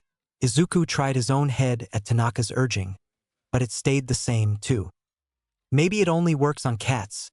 Tanaka mused as he gave Izuku the umebo and some fruit milk before getting started on the chores. Heard you got another quirk, Izuku's dad said the next morning. Izuku had fallen asleep before his father had gotten home, and hadn't gotten a chance to see him before now. I guess, he said with a shrug. I made a cat grow a beard. Yes, I saw, his dad said with some amusement. Tanaka-kun sent me a video and pictures. It didn't hurt the cat, Izuku assured him. It liked being petted. We might have to do a little testing with this quirk, kiddo. We need to know what kinds of animals you can and can't be touching without permission, his dad told him, not sounding too upset. But I'm more concerned that you've had 2 new quirks show up when you haven't been anywhere but school. I'm gonna have to check the area and see if there's a nursing or care home around there that I don't know about. You may have to go somewhere else. I like my school, Izuku said with a pout. Mei-chan and Takashi-kun are my friends. I know, Zu, but it's more important that you be safe. I won't make a decision right now, but I won't make any promises either. Izuku pouted about this, but there wasn't much he could do about it, otherwise. Izuku could hear his dad talking to Dr. Tsubasa on the phone later that day, answering questions about Izuku's new quirk, confirming that Izuku's health seemed totally fine. Izuku was relieved that he didn't have to go to another appointment when the call was over. Instead, his dad took him to a shopping mall in the city. The store they went to had all kinds of animals in tanks, cages, and pens, all for sale. People milled around in front the windows, cooing over kittens and puppies and other animals. Izuku held his dad's hand and was careful not to touch anything as they approached the counter. Hello, I'm Midoriya Hisashi, his dad told the person at the counter. I called earlier and spoke to the manager? A few minutes later, Izuku was kneeling on the floor of a tiny room that was meant for people to use to meet animals they might like to buy. The manager of the store brought in 3 cages and set them on the floor in front of Izuku. You're sure this won't hurt the animals? The man asked, looking at Izuku's dad. He's only done it once, but the cat involved seemed to enjoy it, his dad answered. I'll take full responsibility. The man nodded and opened one of the cages and removed a small white mouse. He held it carefully in his hand and extended it toward the waiting boy. You'd better let me hold it. Mice can be squirmy, the shopkeeper advised. Just use a finger on the top of his head to pet him. Izuku smiled at the way the mouse's whiskers twitched and gently tickled the top of its head with his index finger. When he pulled his finger away, the mouse sported a tuft of hair that made it look like it was wearing a hat made of dandelion fluff. That's adorable, the manager said with a chuckle. All done with this one?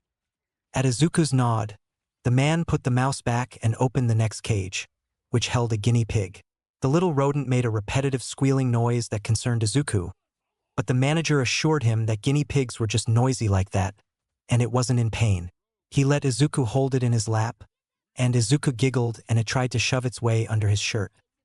He stroked its wavy fur while he laughed at the tickle of little paws crawling on him.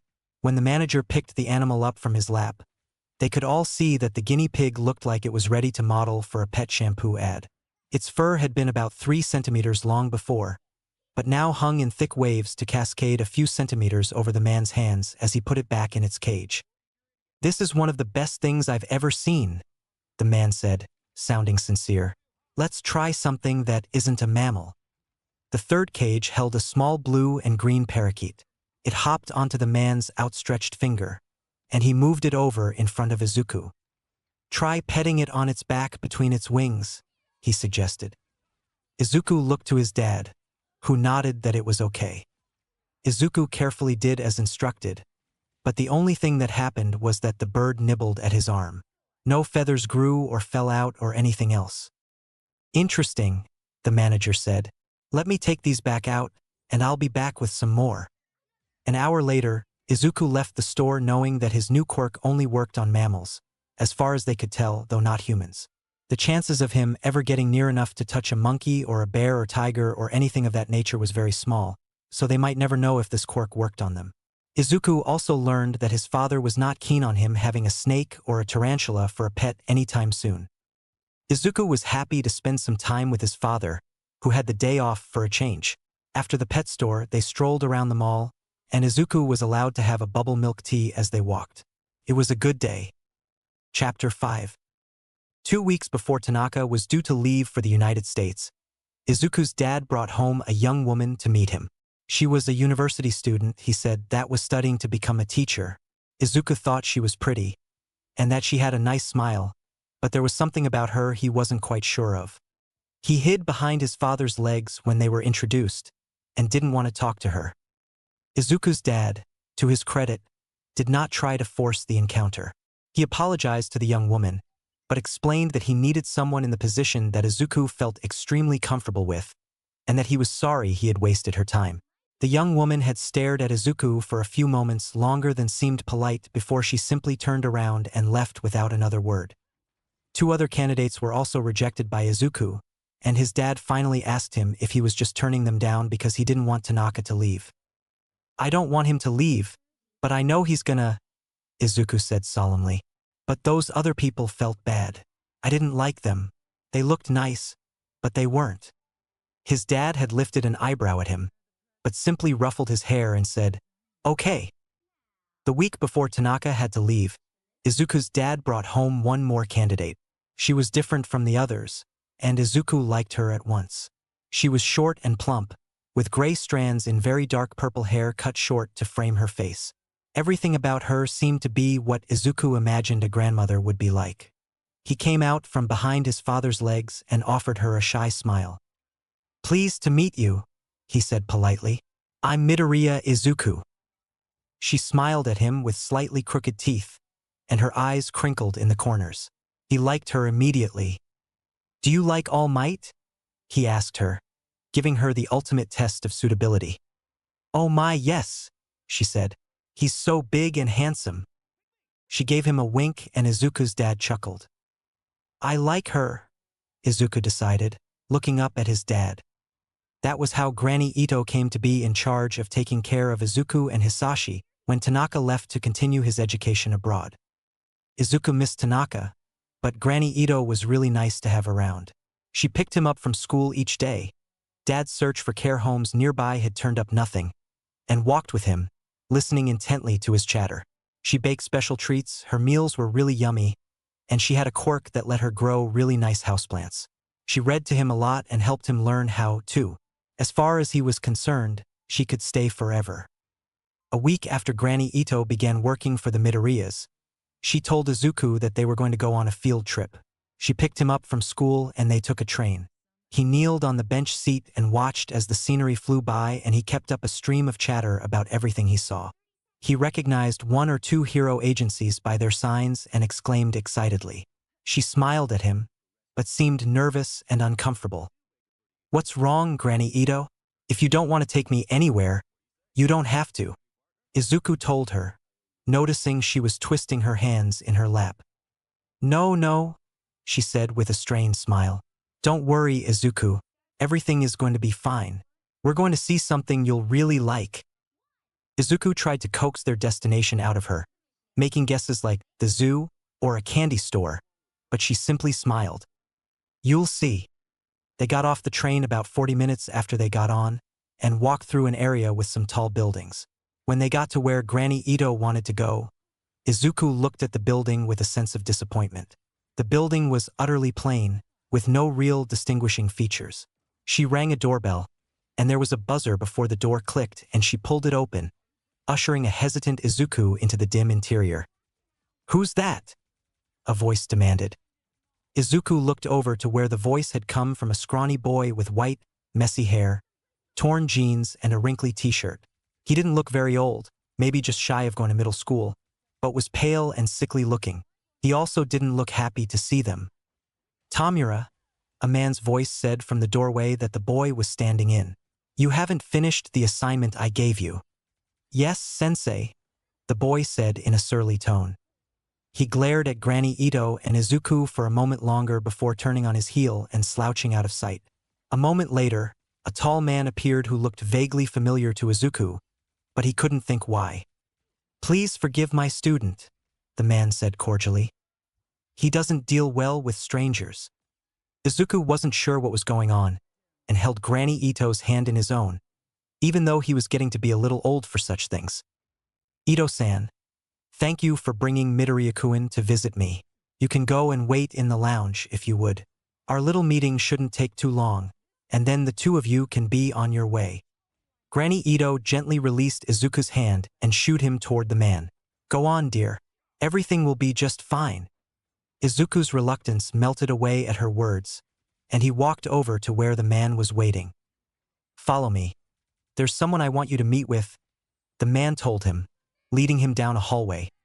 Izuku glanced into the room that the boy had been in, and saw he was bent over a large desk, writing something. The other boy must have sensed that he was being watched, because he looked up from his work and stared at Izuku until Izuku moved past, following the man. Who are you? Izuku finally asked the man, as he opened a door and led him into a room that looked like a doctor's office exam room. My name is Shigaraki, he answered, patting the exam table for Izuku to climb onto. I brought you here so Dr. Tsubasa can run a few tests on you. You remember him, don't you? Uh-huh, Izuku said, kicking his legs as they dangled off the edge of the table. Why didn't we go see him at the hospital like last time? It's dangerous for you to go to a hospital because of your quirk, isn't it? Shigaraki-san said. That made sense. Dr. Tsubasa came into the room just a moment later, wearing a lab coat and carrying a small metal tray, a tray that Izuku recognized. You're going to poke me with a needle, Izuku said accusingly. You won't even feel it, Shigaraki-san told him. I'll hold your hand the whole time. Izuku put his hand into Shigaraki's, and then the next thing he knew, he blinked and it was over. He wasn't sitting anymore, but laying on the exam table, and sat up in confusion. All done. Let's get you back to Ito-san, Shigaraki said, lifting him off the table and setting him on his feet. Did he poke me with a needle? Yes, he needed a little more of your blood to run some tests and do some research. Your quirk is very, very interesting to me and to him. Your blood might be able to help us figure out what makes you so special. He led Izuku back to the front door area. The boy he called Tamura earlier was no longer in the room off the hall. Granny Ito heard them coming and stood to meet them. She was twisting her fingers and looked anxious. How are you? Are you okay, Izuku? She asks worriedly, looking the boy over with a critical eye. Izuku nodded easily and took her hand. You said it wouldn't take very long, she said to Shigaraki-san. It's been an hour. We needed to be thorough, he said. He won't remember any of this in 5 minutes' time, so be sure to take him away and spend some time somewhere interesting before taking him home. We wouldn't want to have the missing time damage his psyche, would we? Izuku had no idea what they were talking about. Still, she said with a sniff. The trust quirk I gave you will smooth things over. They will suspect nothing. Keep doing as I say, and your family and their restaurant will be fine. I thought your quirk was a green thumb, Izuku said, commenting on the only thing he even sort of followed. It is, she told him, tugging him toward the door. The one I was born with, anyway. She guided him out into the afternoon sunshine and helped him fasten the zipper on his jacket. They walked down the street to a busier road and turned toward a different station than the one they had arrived at. Now that we've got that out of the way, I can show you what we came all the way out here to see, Granny Ito told him. Izuku was puzzled for a moment about what he meant by got that out of the way, but decided she must mean the long train ride to get here. He didn't question how they had gotten so far from the station, or why they were headed back in that direction. Granny Ito was nice and always took really good care of him. As they neared the station, Granny Ito pointed upward, and Izuku looked to see what she was showing him. There, right in front of a big store, was a humongous All Might statue. The fiberglass figure was almost as tall as the roof of the building it was standing in front of. Izuku gasped and tugged at Granny's hand, trying to get her to walk faster so that he could see it up close. There were people everywhere taking pictures in front of the giant All Might, and Izuku was in awe of how the hero seemed to be smiling at the whole town from up there. This is so cool, Izuku said enthusiastically. That's not all, Granny told him with a smile, enjoying his reaction. She turned him gently by the shoulders to see the store behind the statue was full of hero merchandise. Izuku's eyes turned to saucers as he stared. Can we go in? Can we? Of course we can, she laughed. I told your father I was bringing you to see this, and he gave me some money so you could pick out something small as a souvenir. Izuku was practically vibrating with joy about this, but waited patiently and held Granny's hand when she told him to. The store had only recently opened and was quite crowded with people of all ages. All Might was the main hero on display, but there were also items for Endeavor, Crimson Riot, No Nonsense, and all the other top-tier heroes. Izuku was in heaven. He took his time looking at everything in his price range, and finally settled on a poster for his bedroom wall. While they paid for it, he was also allowed to enter a drawing for a limited edition All Might snow globe that would be coming out in 3 months' time for the Christmas season. Granny Ito bought him a package of All Might-shaped cheese crackers to eat before they got back on the train and headed back home. As far as Izuku was concerned, it had been a great day. Granny Ito took Izuku on field trips to that statue about once a month after that. He had quite a growing collection of All Might posters and trading cards. By the time Izuku started first grade, it seemed like Granny Ito had always been with them. She never missed a day of picking him up from the kindergarten and always made yummy meals and took him on little adventures a lot. First grade was more formal than his old school, and Izuku had a longer school day once he started attending. On his first day, he chafed a bit at his new uniform, missing the loose-fitting shirt and shorts from his old school when he was forced to wear navy shorts and a button-up shirt and a navy vest. His shoes were shiny new black leather, stiff and hard to walk in compared to his sneakers. He was glad when he got to change into his indoor shoes. His dad walked him to the classroom for the first time and greeted the teacher. They had met her before because of the nature of Izuku's quirk and the subsequent quirks as a result. She seemed a little uneasy about it, but was friendly enough. Izuku liked the look of his new classroom. Each student had a desk with a little hook on the side for their school bags, and there was a bright carpet in the corner with different colored polka dots all over it in the back of the room. There were brightly colored decorations hanging on the walls along with hiragana and katakana charts, the English alphabet and number charts. Izuku was proud that he could already count to 50, though sometimes he forgot 37 and 38. There were other children finding their seats or saying goodbye to their parents, when Izuku spotted 3 familiar faces. "Dad, it's Auntie and Uncle and Kakin," Izuku said excitedly, tugging on his dad's sleeve. "So it is." His dad smiled down at him.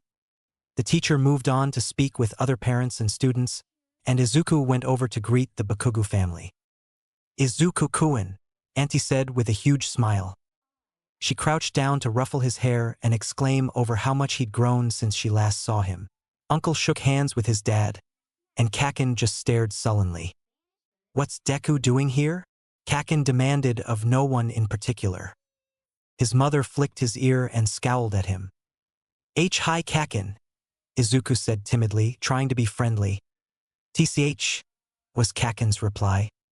The teacher got everyone's attention at that point, and thanked them all for coming, then gently escorted the parents out the door so that they could begin their school day. Izuku found his desk and climbed into the seat, looking at that stack of supplies sitting on top, waiting for him. There was a yellow sun hat on the top of the pile, and under that, folders, a notebook, crayons and markers and pencils and paper. Izuku felt excited about all of the things he would be doing with each item and listened to the teacher and her aide with rapt attention. They spent their morning getting to know each other and singing songs and learning their way around the classroom. Soon, they sat on the colorful carpet with each boy or girl on one of the polka dots, facing the teacher, who sat in a chair and read them a story about a boy that fell into a koi pond and had an adventure with the fish. "How many of you think you could hold your breath that long?" the teacher asked the class. Hands shot into the air in excitement. "Let's see who can hold their breath the longest. Ready? Go!" 20 sets of chubby cheeks puffed out as everyone sucked in a breath and held it. Izuku won the game, because as soon as he held his breath, he turned transparent and all the other kids gasped and giggled and pointed. Izuku started to laugh with them, but then Kakin decided to speak out. "That's a stupid quirk." Some kids gasped. One girl said he was mean. Several scolded him for saying a bad word. Izuku just sat there and looked at the navy blue stripes on his white socks, feeling sad that Kakin was still mad at him since the last time they had seen each other. One of the girls that Izuku thought was called Emery patted his arm in sympathy and whispered, "He's dumb. Your quirk is cool." Izuku smiled shyly at her and felt better. At lunchtime, they all learned how to push their desks together to turn them into tables. Kaken was at the end of Izuku's table, and Izuku was filled with dread about what he might say to the other children about him. Izuku's dad had told him not to advertise the fact that he had multiple quirks, though he didn't have to keep it a strict secret either. They already knew about the see-through one, so Izuku kept quiet about having more than that. Unfortunately, while they were eating their lunch, the talk turned to quirks. Emery-chan said that she could stretch her arms almost a meter to reach stuff up high. Izuku thought that a quirk like that would be really useful. Michikuin could turn his hands into flippers like a seal. Aiko could scream loud enough to break glass, and Goro could make his hair change color by shaking his head really fast. "I've got the best quirk of anyone," Kaken bragged. "The sweat on my hands can explode." He looked at the other kids at their table as if waiting for them to be impressed. But that didn't quite happen. "Ew," Emery-chan said, wrinkling her nose. "What are you talking about?" Kaken demanded angrily. "Explosions are cool. I'm going to be the greatest hero in the world when I grow up." "You'll never be as good as All Might," Michikuin told him airily. "Will too," Kaken said back heatedly. "I'm going to be a hero someday too," Izuku announced. "I dunno," Aiko-chan said skeptically.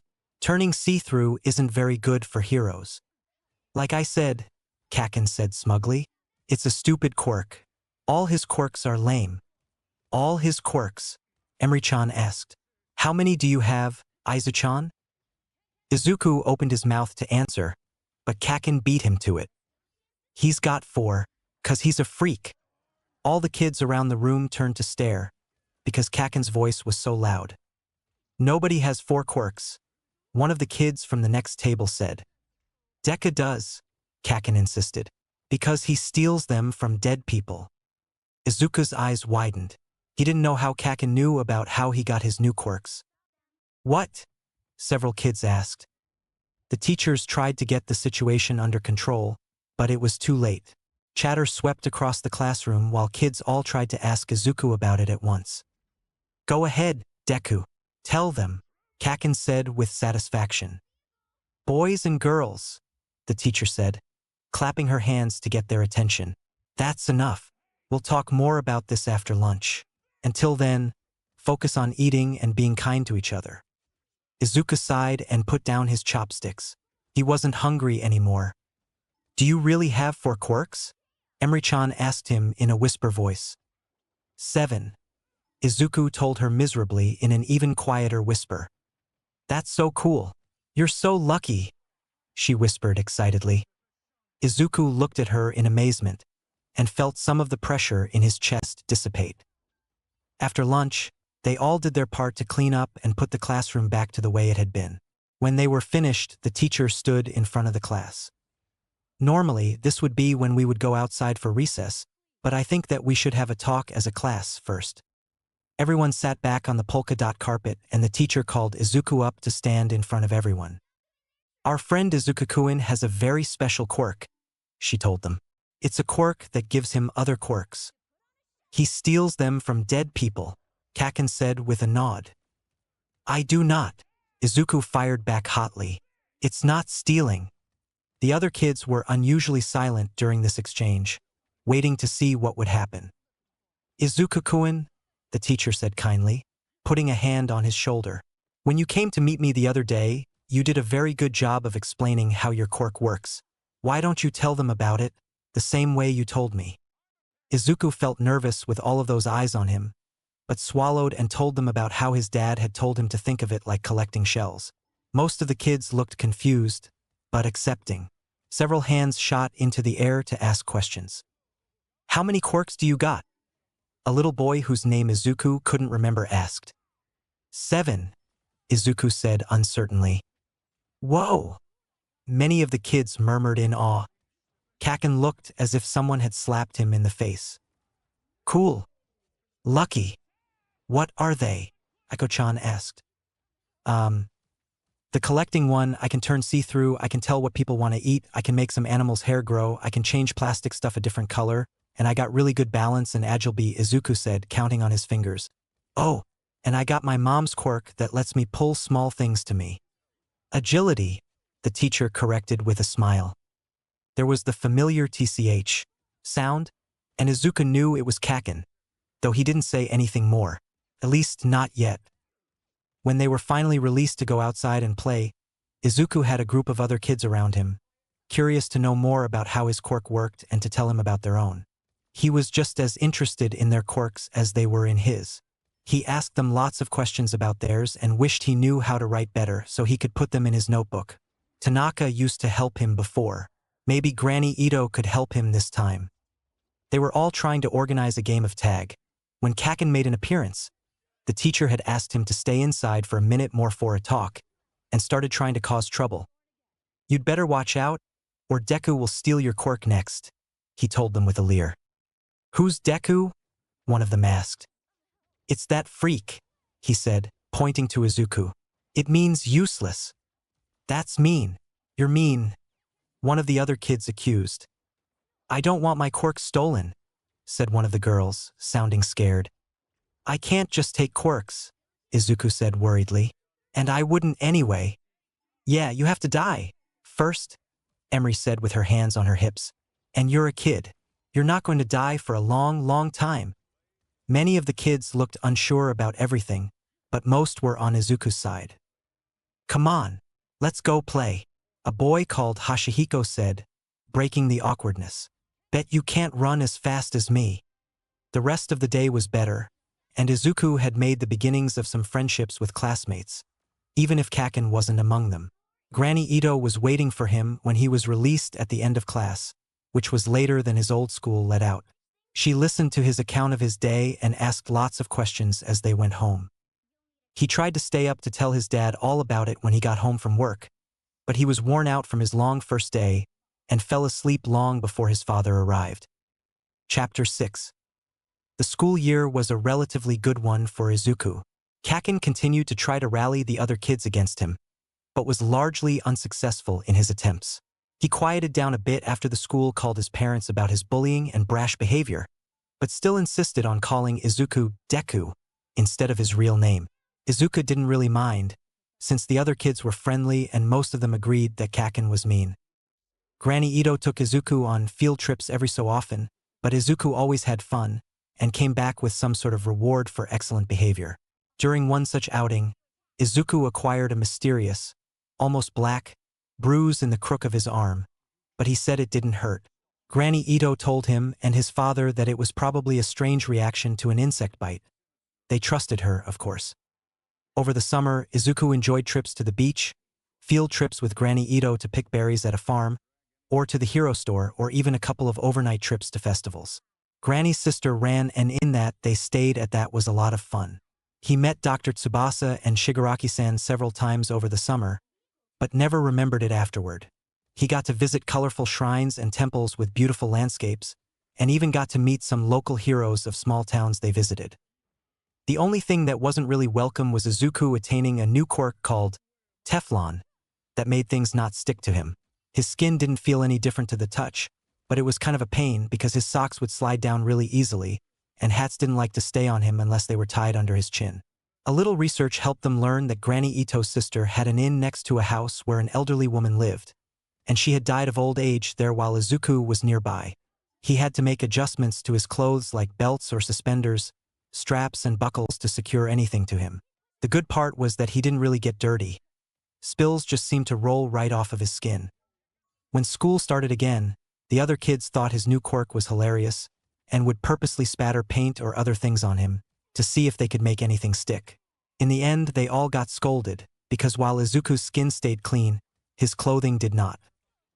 "I don't understand how you can have 7 quirks, and all of them end up being lame," Kaken had teased him one day when no one else was around. "You really are a Deku." Izuku refused to get upset. He was sure that Kaken was just jealous. He felt bad that Kaken had such a wonderful quirk, but still got mad that Izuku had a handful of mediocre ones. "Sorry, Kaken," he told his former friend. "I don't get to choose, you know." For some reason, that only made Kaken angrier, and Izuku left him alone as much as possible.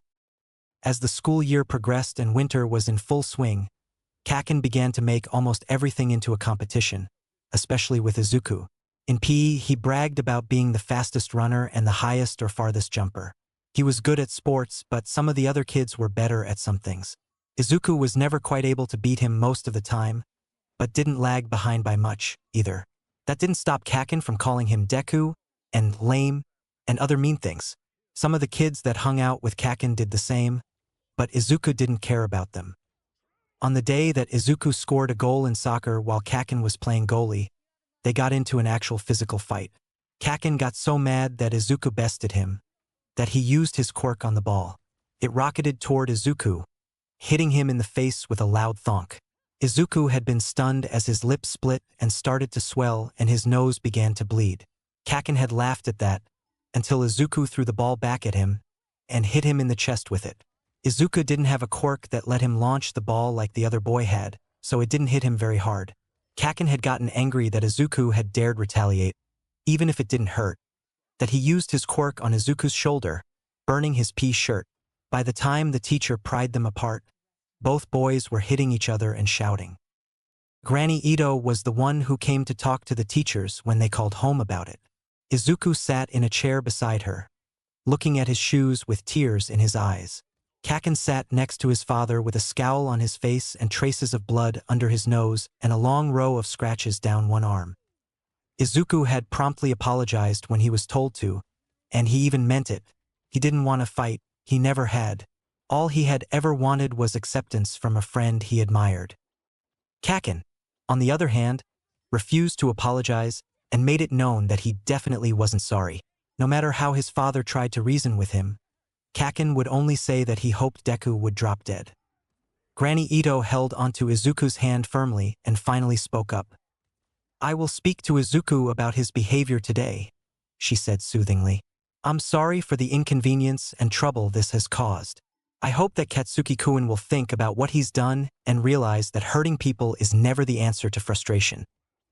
The principal allowed Granny Ito to take Izuku home and said Izuku would be allowed to come back the following day, since he had apologized, and reports from other students said he had not instigated the attack. Since Kaken was not repentant, he would be suspended for the rest of the school week. It was made very clear that Katsuki-kun was a problematic presence at the school, and was often reprimanded for behavior that could only be described as bullying. Izuku went home with Granny Ito, expecting to be confined to his room or punished in some way. Instead, Granny sat him at the table and gave him a slice of cake and a cup of milk. She sat down across from him while he ate and sighed.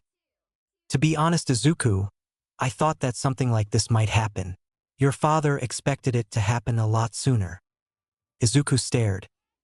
"Katsuki is a very angry little boy," she said gently. "He's been spoiled, and it's turned him into a bit of brat. What he did today was wrong."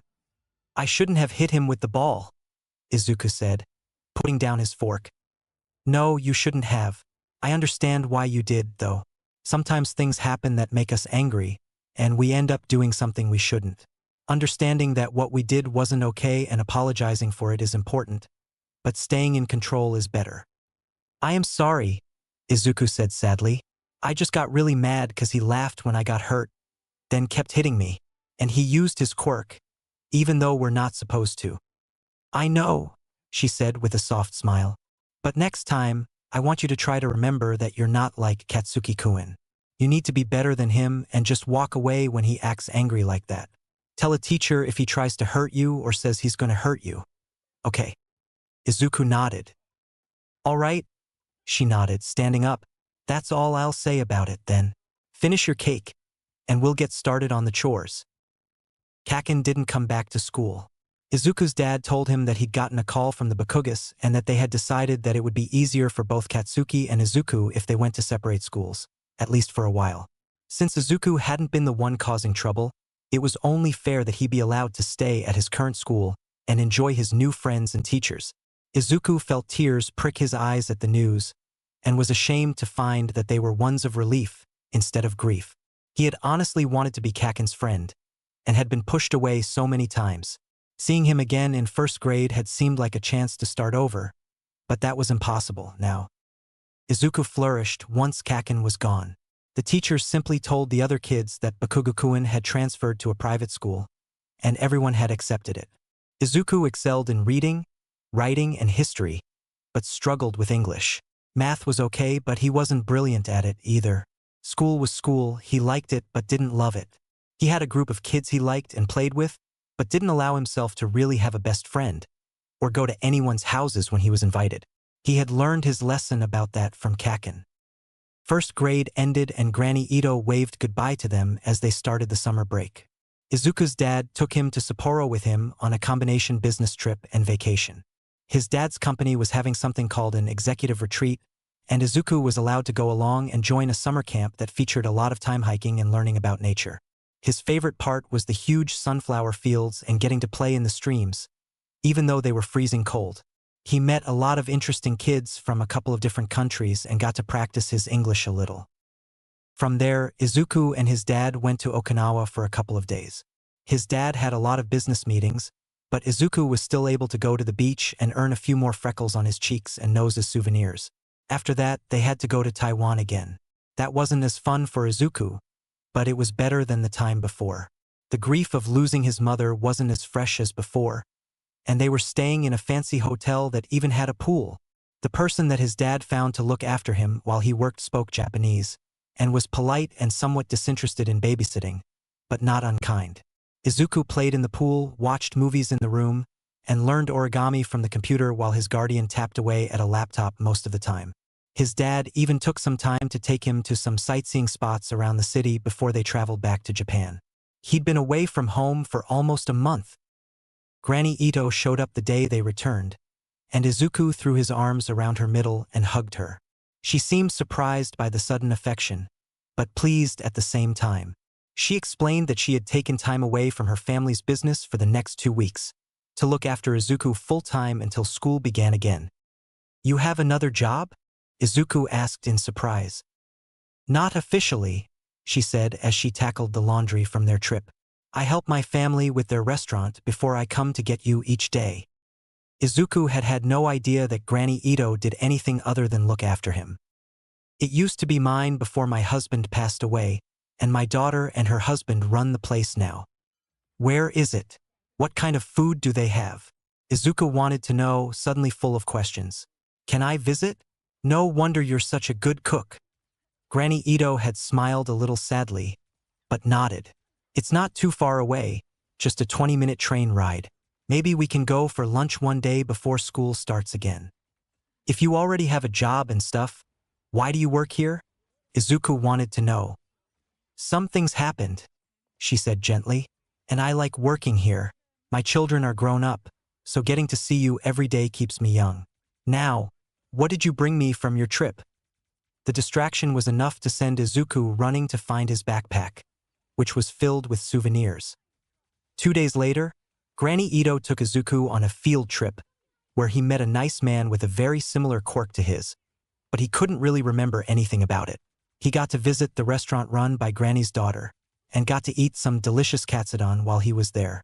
Granny's daughter seemed a little afraid of Izuku, which Izuku thought was silly, but he minded his manners and tried not to fidget so much.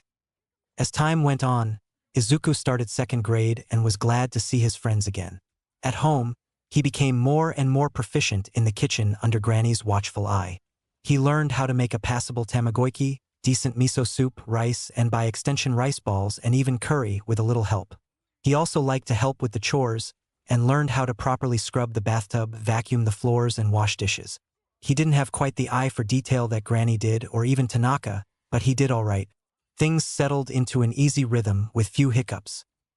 Izuku avoided getting any new quirks for the entirety of second grade, in fact. It wasn't until just before Christmas during his third grade year that he went on a field trip with Granny Ito that his quirk situation changed.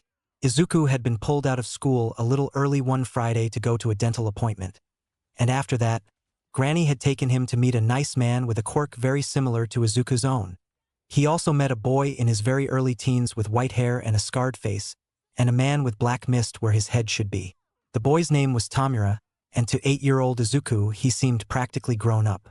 They'd asked him a bunch of odd questions, and then before he left, Dr. Tsubasa, whom he hadn't seen in years, arrived and drew some of this blood. They said he had his dad's permission, and Granny Ito nodded when asked to confirm. So Izuku didn't put up a fuss. The whole thing had been very odd. The man with the quirk like Izuku's rode the train with Granny and Izuku back to Tokyo, since he had business there. He spoke to Izuku about the heroes that Izuku liked best, and Izuku went on at length about the subject. When they arrived in Tokyo, Shigaraki, that was the man's name, asked if they might accompany him to meet someone for a few minutes before they separated. Izuku and Granny Ito followed him to a normal apartment complex. It didn't look that much different from the one that Izuku lived in, just in a different part of the city. They went to an apartment on the 5th floor, and when the door was answered, there was a nurse there to greet them.